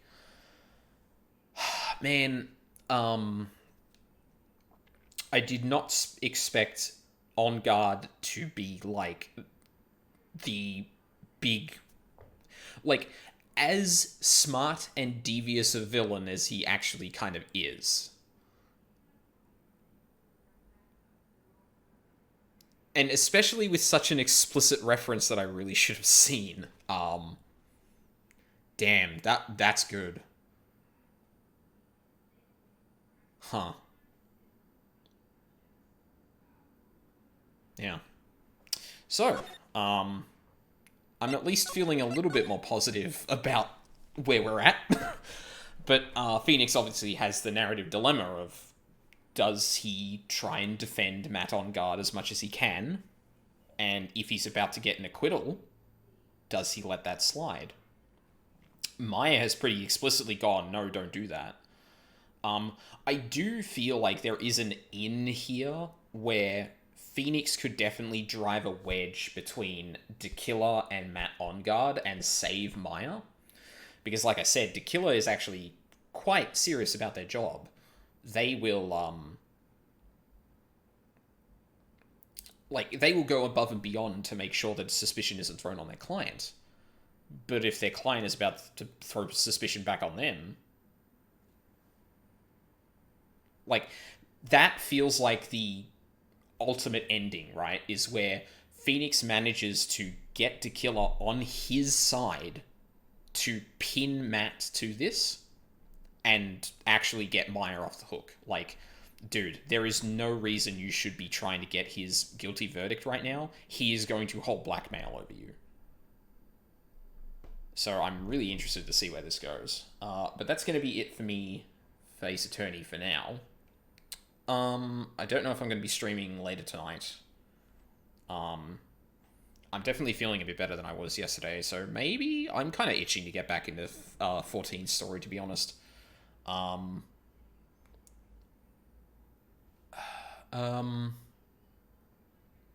yeah, there's going to be more of this tomorrow around the same time. Hopefully I start earlier and actually on time. Hopefully I don't have any more unfortunate time phone calls, which would be great. But yeah, Hades and 14 during the week. More Ace Attorney tomorrow. Possibly something tonight. I don't know. I'll update the schedule when I know more. But thank you all for watching live or on the VODs. I really appreciate it. I hope you all have a lovely day. And I hope to see you all next time.